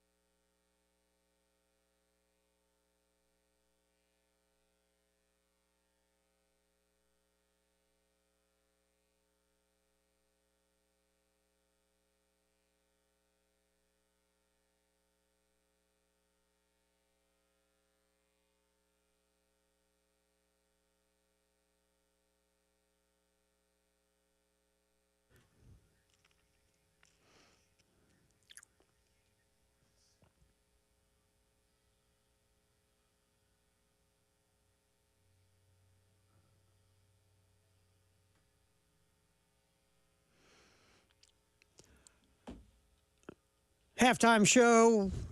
Tyler Head punching the buttons. I'm Terry Ford. We're hanging out with you up until 3 on the game. Time to roll What's Trending at 2, sponsored by Traditions Fine Jewelry and Gamecock Traditions. We have a couple of very interesting stories that we will get to outside of the Citrus Bowl. One involving the Florida State basketball team that is quite interesting. What is it with basketball teams in the state of Florida this year? I'm curious. Like, I don't know. By the way, we just completely forgot about the Golden thing, right? Well, because they started off so well, no one's talking about it. It's just completely swept under the rug. Like, that's still a big creepy. deal. It's creepy. You're a weirdo if this is true, and it comes off like there's evidence of this being true in some shape or form. And if it is true in some shape or form, you're a creeper, dude. Right? Yeah, and that came out, I think it was the day after they gave Napier the vote of confidence. I believe, yes. So I think there was some strategery, and obviously Florida football into the season better than people thought. So, that also swept this under the rug. That old sleight of hand. Cards over here. Look over here. Look over here. Look over here. Doing something different over here. There's strategy to all this. Oh, sure there is. Absolutely. Because again, and this is not just at Florida, but it's everywhere. When you're winning a lot, you know what people do? They take up for you. Yep. If you're not winning, you're on your own. Look at all the crap that went on with Urban Meyer at Ohio State and Florida. Check the trophy case. We're doing all right. Yeah, okay, that's cool. Rick Pitino. Check the trophy case. It's the way it goes, man. Yep. Check the trophy case. Nothing to see here. We're winning. So we're going to get to the story of Florida State about the basketball program. It's pretty interesting. Also, the Jets are interviewing a head coach that was the head coach before, which is quite interesting as well. But Citrus Bowl is the number one thing that's trending at 2 here in our little burg in Columbia, South Carolina. All right, we've heard from Shane Beamer a bunch during this show. So we're going to spin off here and hit some other folks. Mike Shula, the offensive coordinator, talking to the media, and this is one of these things we talked about. Mike Shula hasn't been in the crosshairs, so to speak, in a long time.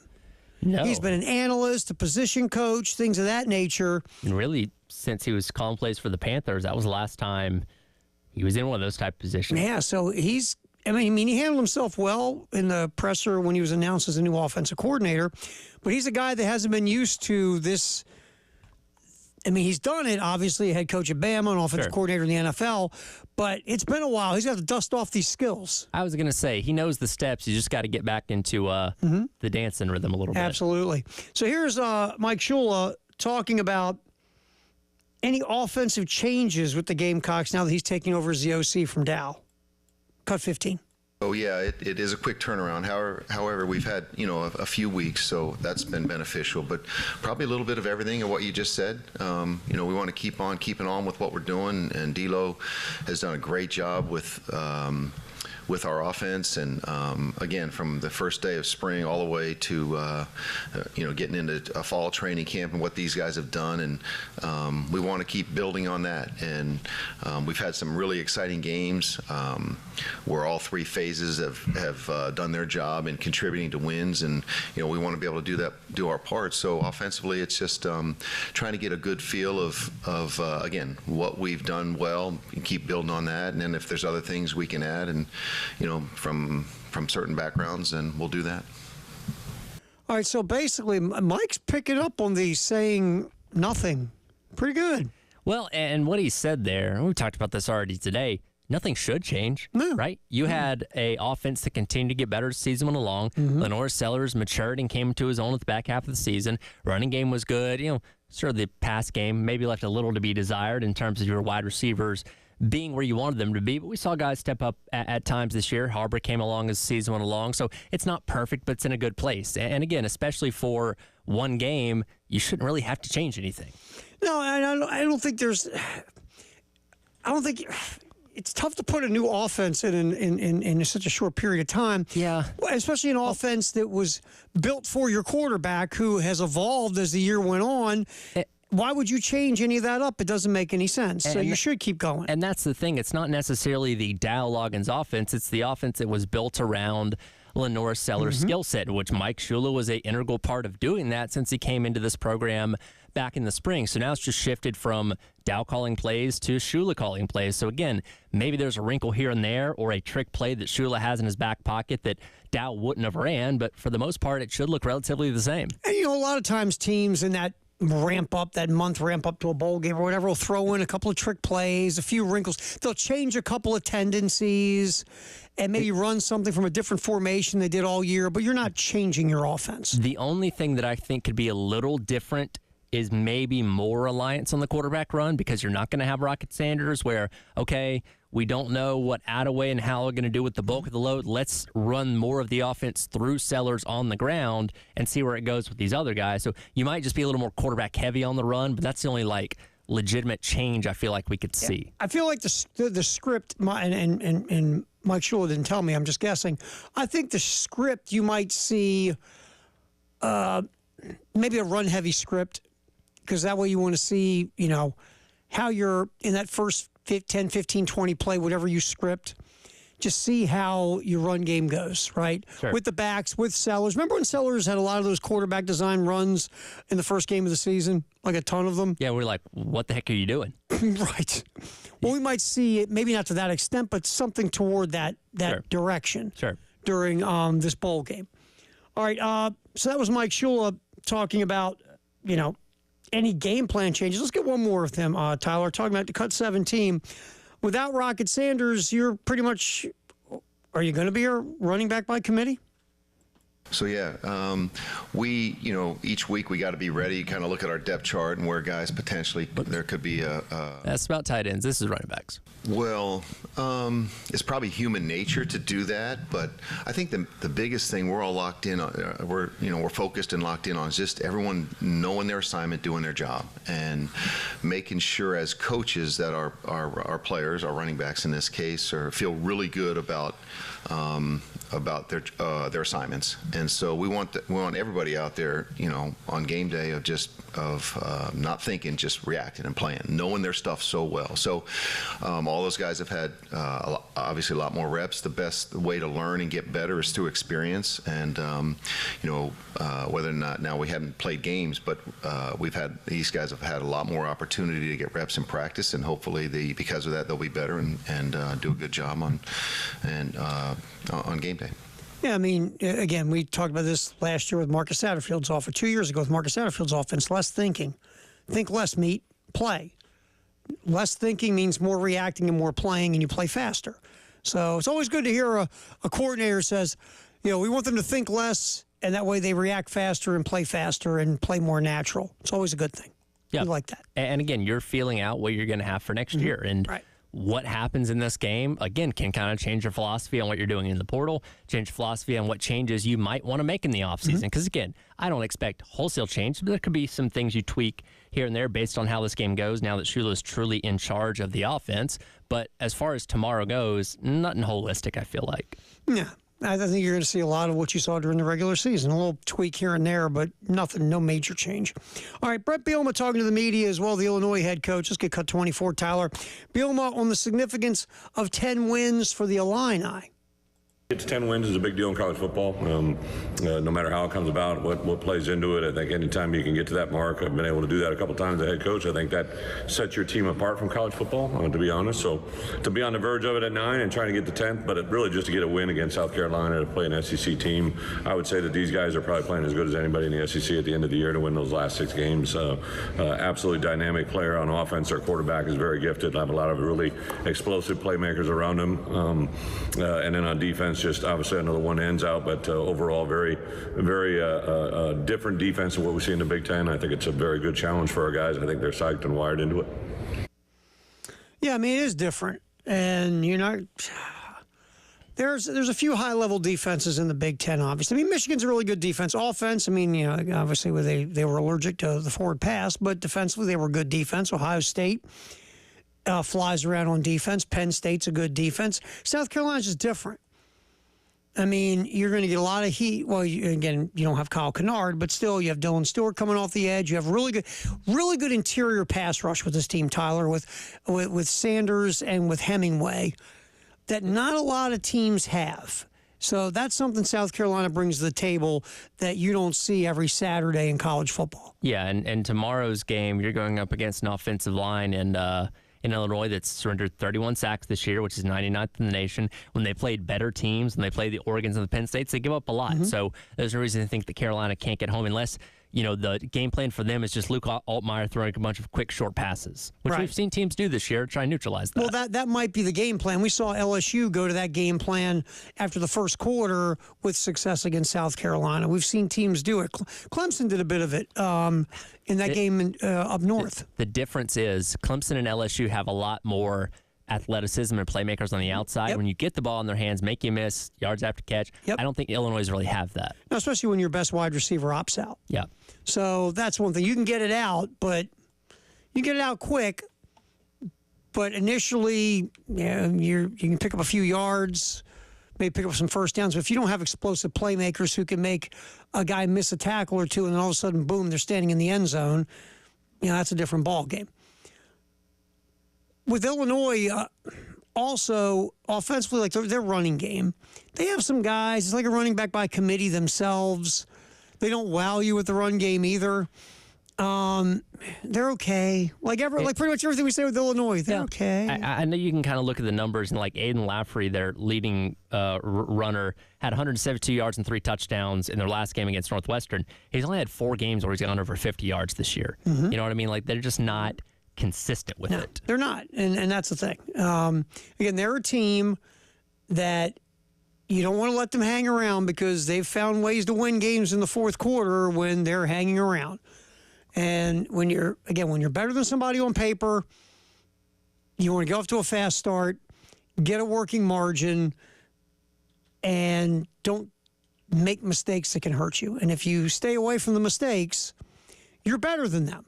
And that would mean a W. But you can't give Illinois opportunities to stay in the game because they will find a way to beat you in the fourth quarter. That's their MO. Carolina's struggled when it comes to turning the ball over. They've had one game where they've not turned the ball over. That was against Oklahoma, where everything went right that day. But every other game, and even the last couple games, they've lost the turnover battle. Still managed to win, but that can be tricky. You don't want to keep flirting with that. You don't. No. All right, what's trending at 2, sponsored by Traditions Fine Jewelry and Gamecock Traditions. Bottom of the hour, our buddy Elijah Campbell, another report from Orlando. Elijah covering the Gamecocks at the Citrus Bowl for us here on the game. Up next, though, this is a very bizarre story involving the Florida State basketball program. Their longtime head coach, Leonard Hamilton, and the players. The players are suing the head coach. We will get into this mess next on the Halftime Show, which trending at 2, sponsored by Traditions Fine Jewelry and Gamecock Traditions. Terry Ford, Tyler Head, till 3 on the game.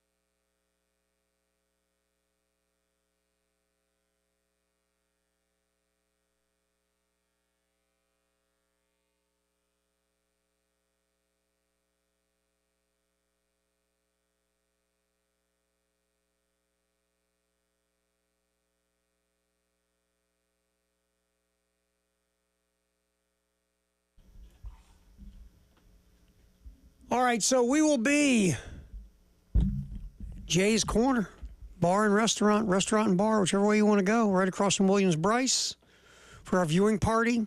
Not owned by Jay Phillips, for those wondering. No, because then, well, first of all, he'd price gouge everybody and he'd drink all the craft beer. So it can't be Jay's. This is just, there's no AY, it's just Jay's. Just the letter J. J''S. Yes, that's it. Right there. So we will be there tomorrow, 3 o'clock, viewing party. Your chance to win tickets to next year's Oklahoma Sooner game at Williams-Brice. Yep. So we'll be giving those away tomorrow. And speaking of tickets, thanks to our guy, Dreamy Josh, our ticket guru, we have a family 4-pack of tickets for tonight's game. And an additional pair. So let's just get them all away now. So, yes, two opportunities. Caller number 4 gets the family 4-pack. Caller number 5 gets a pair of tickets. Yep. Does that work? That sounds good to me. 803-404-6100. Hit us up right now if you want to go to the game night against Presbyterian at CLA. Again, caller number 4 gets a family 4-pack. Caller number 5 gets a pair of tickets. Ring us up right now, 803-404-6100. You can go to tonight's game between South Carolina and Presbyterian. The men in action at CLA. All right, what's trending at 2, sponsored by Traditions Fine Jewelry and Gamecock Traditions. This story's weird, man. But in the world of NIL and transfer portals, nothing should ever surprise us. Tallahassee, Florida. I'll do the old thing. Dateline Tallahassee. 6 former Florida State basketball players and Seminoles coach Leonard Hamilton. Well, let me redo it. 6 former Florida State basketball players have sued Seminoles head coach Leonard Hamilton today, alleging he failed to make good on a promise to get each of them $250,000 in NIL compensation. The former players allege Hamilton promised them the money from his quote-unquote business partners. The lawsuit says they walked out of practice last season over the missed payments and intended to boycott the February 17th game against Duke. They ended up playing because they were guaranteed from Hamilton they would get paid, but they never were. No attorney for Hamilton was listed on the lawsuit. Florida State is hosting Syracuse on Saturday. The complaint includes multiple text message exchanges between the players and some between players and Hamilton. None of the plaintiffs in the lawsuit remains with the team. Either they exhausted their eligibility or they've transferred.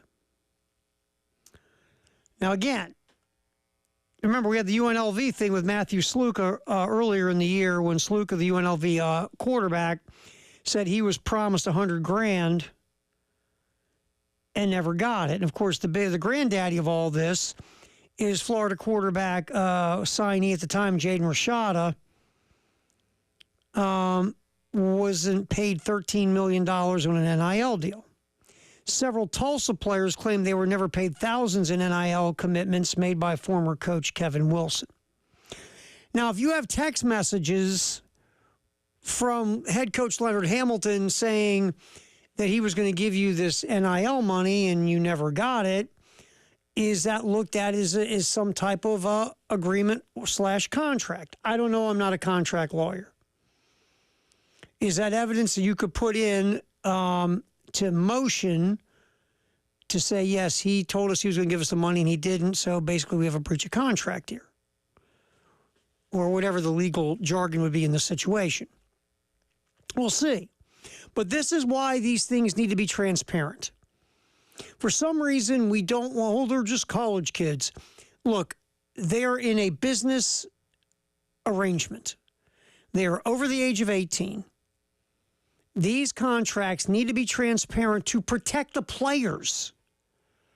I get that, people still feel queasy about college students getting paid, basically, to play for your school. It's pay for play, let's just be honest. And maybe the players are uncomfortable letting the fans know that I make enough money to buy a Lambo, like Carson Beck.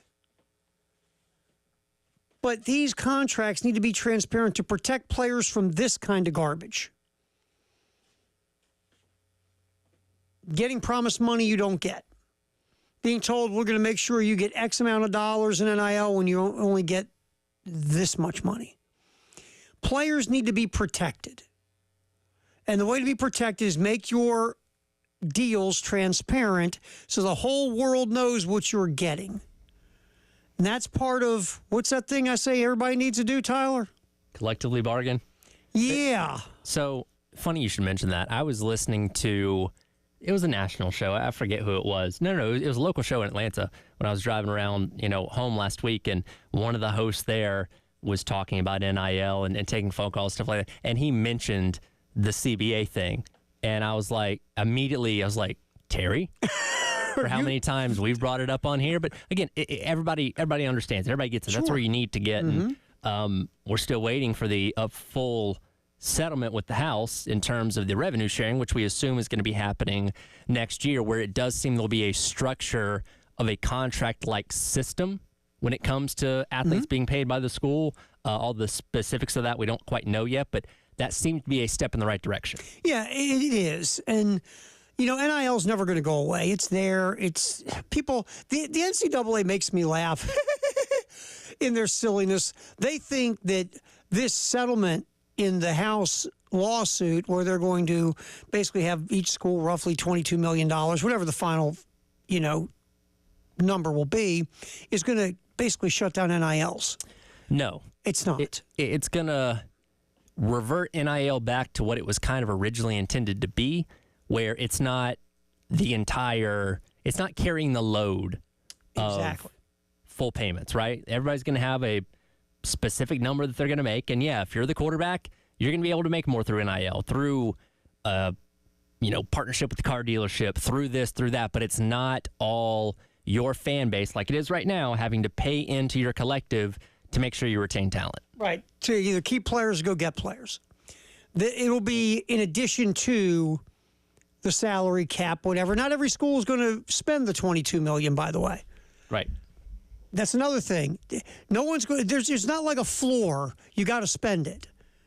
Like Major League Baseball has no salary floor. That's one of the biggest problems in Major League Baseball. There's no salary floor.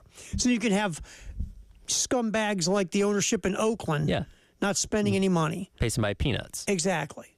Oh, now they're paying people that have to move to Vegas. Interesting how that works. Anyway, don't start me. It's almost like they didn't want to be in Oakland anymore. Yeah, don't start me. I'll be here for a while.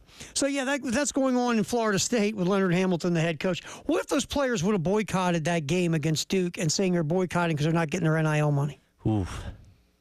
Been a tough look. Yeah, it would have been. All right, the New York Jets are expected to interview Ron Rivera, former head coach, got the Panthers to the Super Bowl, coached in Washington with the Commanders, Washington football team, whatever they were called. And again, Rivera couldn't get that franchise to the playoffs or really having any sustained success. Of course, he had the owner, little Danny at the time, the worst owner in the NFL, Daniel Snyder. So at the end of the day, Rivera, things went pretty well in Carolina for the most part. And in Washington, just never gained any traction. Ron Rivera is going to interview for the Jets gig. And the other guy to interview for the New York Jets job will be former Jet head coach Rex Ryan. Does Rex Ryan possess a big enough personality where he can maybe wrangle Aaron Rodgers? Is my only thinking for why they would hire him back. Yeah, but you see, here's where your fault. Real quick, you're trying to think logically. What team are we talking about? The Jets. Yeah, logic was beaten and left on the side of the road a long time by the Jets. I almost feel like the last time they had any bit of success, Rex Ryan was the head coach. That was the last time they had any bit of success. So, because the Jets have a horrible ownership and a horrible upper management dynamic, that this is where they'd go. Oh, let's go back to the guy when we had the last time we had good years. Yeah, real quick. And look, personally, I love Rex Ryan. Really good guy. Love him on TV. Says what he thinks. That's great. But now let's get to the hiring him as the head coach. First 2 years in New York, they were 20-15 and played in 2 AFC championship games, correct? Yes. After that, buckle up. 8-8, 6-10, 8-8, 4-12. Got fired. Went to Buffalo 8-8, 7-8. So a career record of 61-66 with 20 of his 61 wins in the first 2 seasons. This is the guy you're going to hire to bring back the greatness with the Jets. No, you want to hire the guy who was the last time you were worth a crap, and you want to get that warm and fuzzy. Like, you know what? When I was with Myrtle, that year with Myrtle when I was in college, that was a great relationship. Now we're 45. Let's see if we can get back together again. Yeah, it's kind of one of those things. And look, they wouldn't be the first team to rehire a coach they've had prior success with.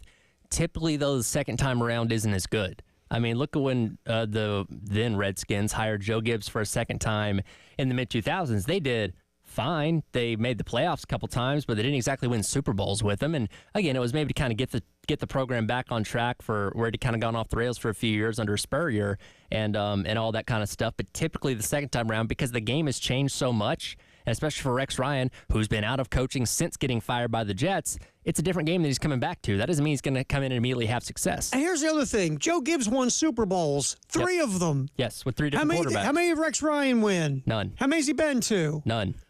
Jets are being the Jets. Elijah Campbell from Orlando coming up next. Get a report from Elijah right here on The Game.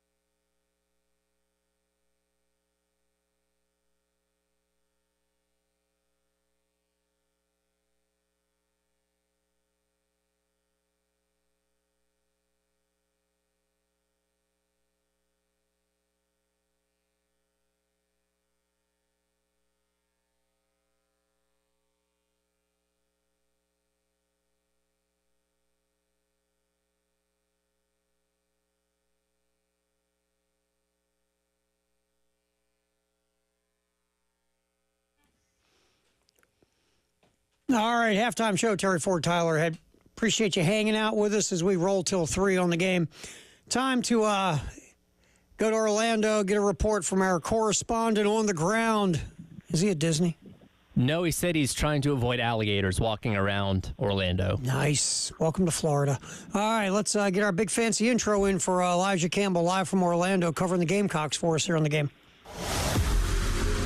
Elijah Campbell, live from the Citrus Bowl in Orlando, covering the Gamecocks. Citrus Bowl coverage on the game is sponsored by Atkins Law Firm, Midlands Landscape and Lawn, and Lexington Discount Homes. Gonna run inside the 20, 10. Lenore Sellers going left side. 5. Touchdown, Carolina. On the game. All right, we do appreciate the folks at Atkins Law, also Midlands Landscape and Lawn, and Lexington Discount Homes for basically, if it wasn't for them, dude, you'd be sleeping in your car. That's right. I would be sleeping in my car, and honestly, it would not be the first time I have slept in my car. Nor the last. Nor the last, but I will say this. I don't prefer sleeping in my car. Terry Ford, I am 6'4". The last place I need to be sleeping is in my car. But if I have to, I will. But thanks to them, I at least get to stay in an Airbnb in a bed that mostly fits me. Mostly fits you pretty comfortably. So yes. You got my a very feet hang off just a little bit. You got really quick. You got a very interesting Airbnb situation, don't you?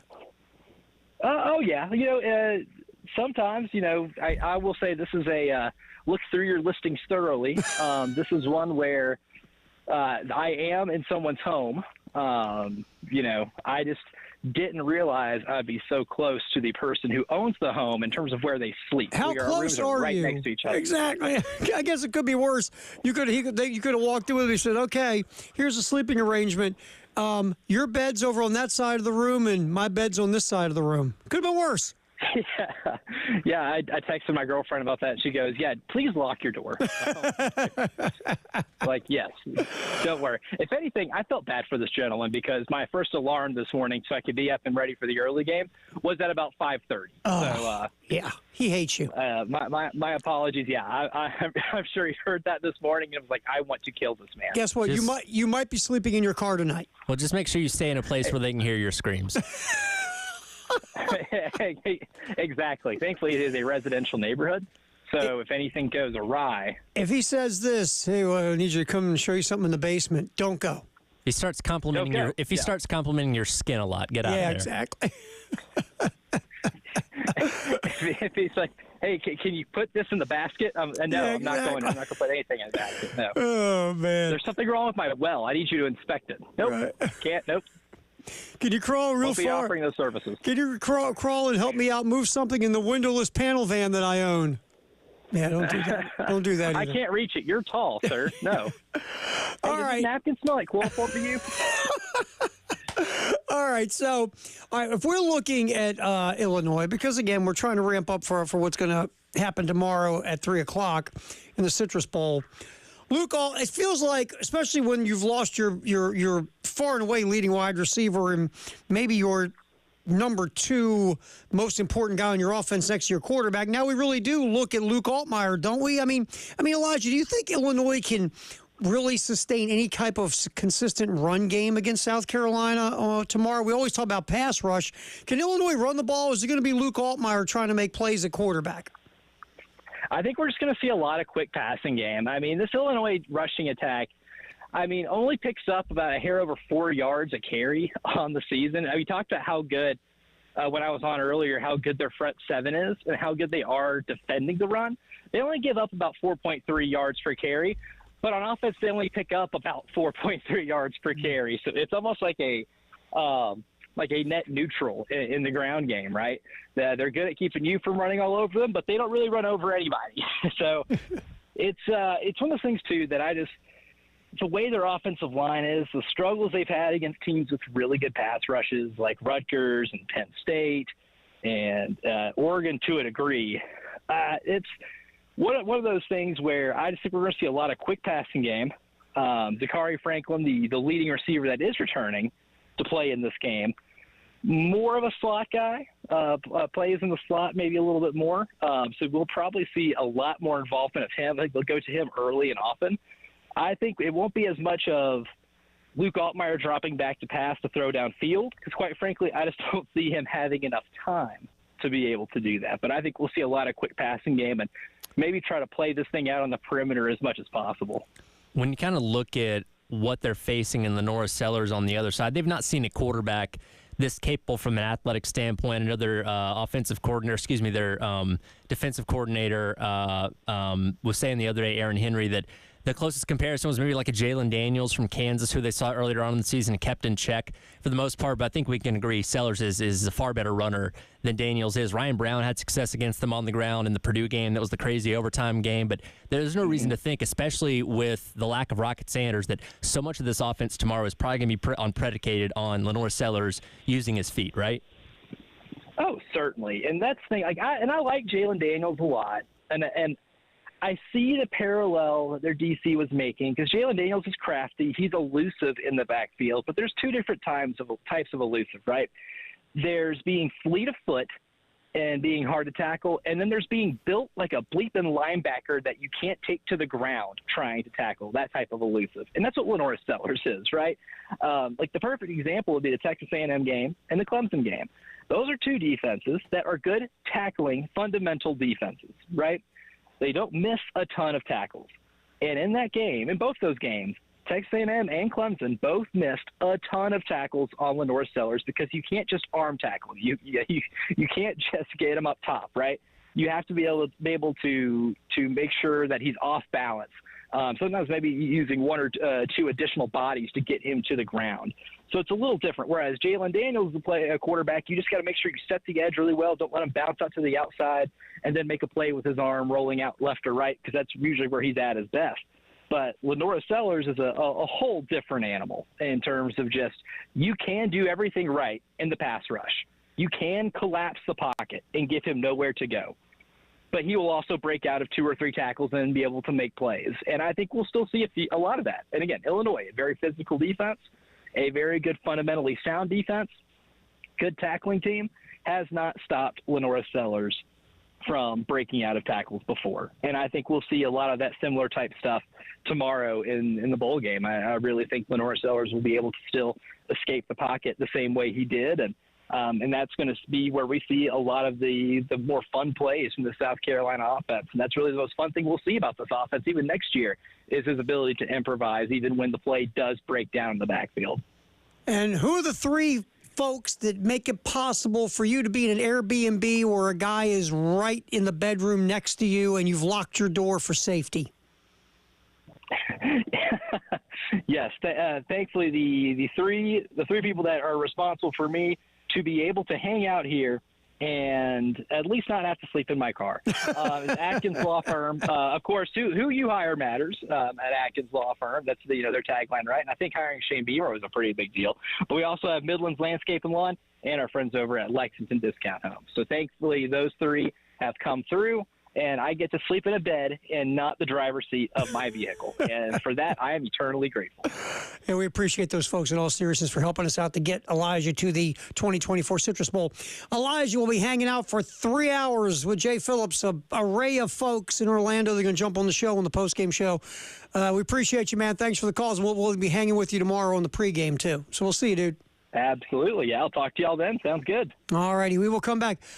I hear there's a guy named Jay Phillips that works here. I've never heard of this person in my life. I have just heard the name. I don't know if it's true or real, but if he is true or real, he'll be in here in the next segment for our handoff, sponsored by Little Pigs. I'll believe it when I see it. And also we have a Firehouse Sub text of the hour coming up at 803-404-6100 as well.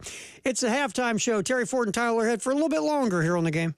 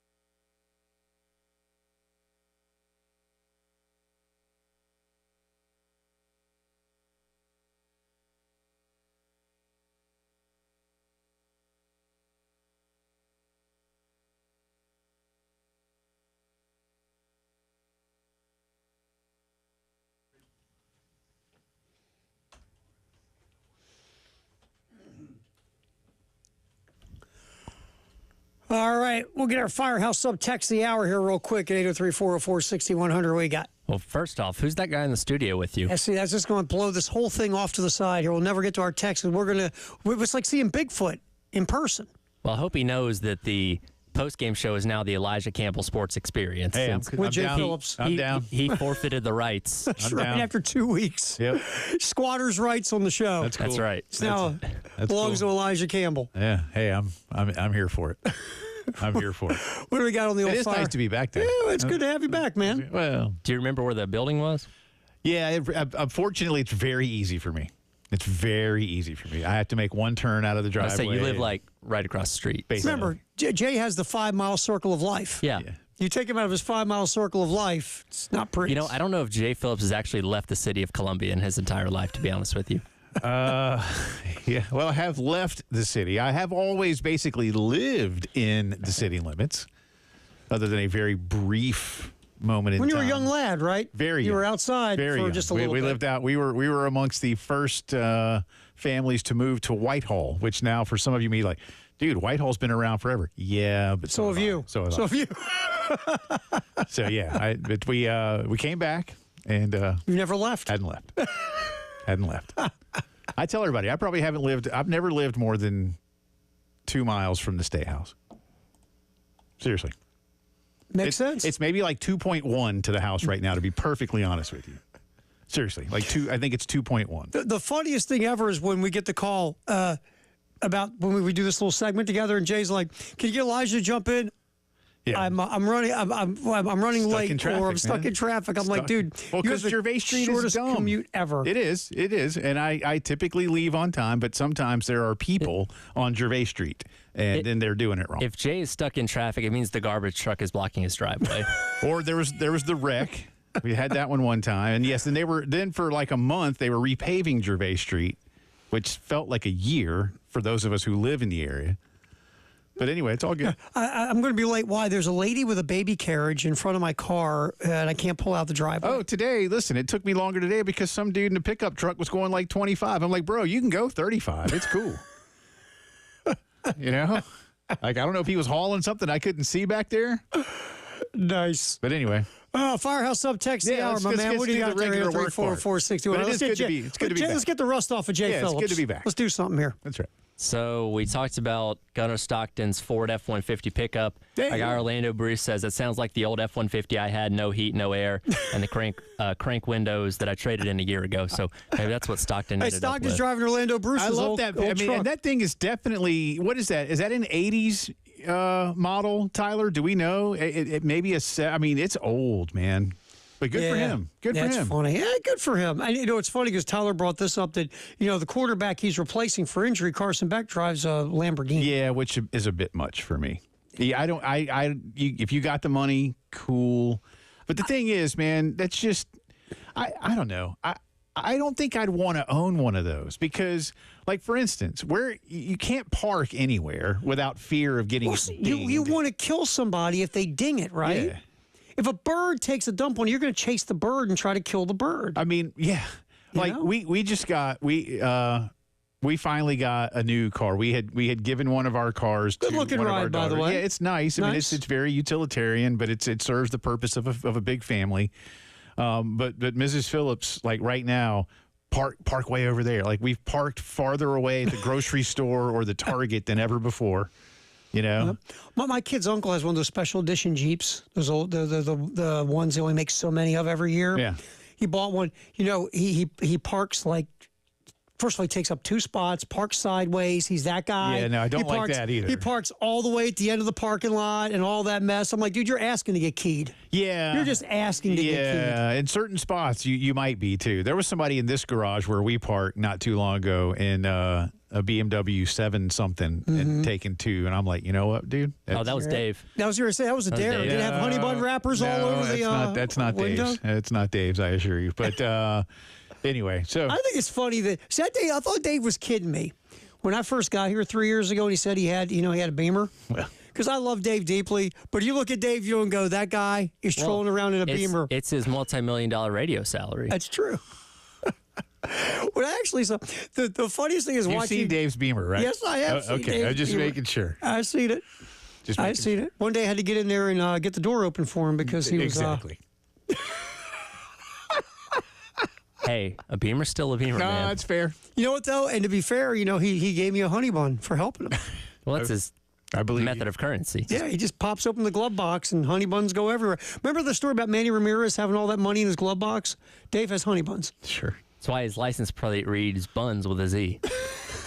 He should have buns. Absolutely should be Dave's license plate, Buns with a Z. Welcome back, Bob. And you know, that can mean whatever you want it to mean. Exactly. All that takes you down a really cool mental picture path, doesn't it, Jay? How you doing, Jay? Well, We missed you. I know. Jay's uncomfortable talking about the body. No, it's not that. No. No. It's other stuff. Oh, hey, good having you back. Thank Seriously, you. my man. Thank you. We missed you. Yeah. All right, post-game show. Oh, the Elijah The Campbell. Elijah Campbell Sports Experience. With Jay With Phillips. some dude. From Orlando. Coming up next, our buddy Ed Bird is going to take the wheels next here on the game.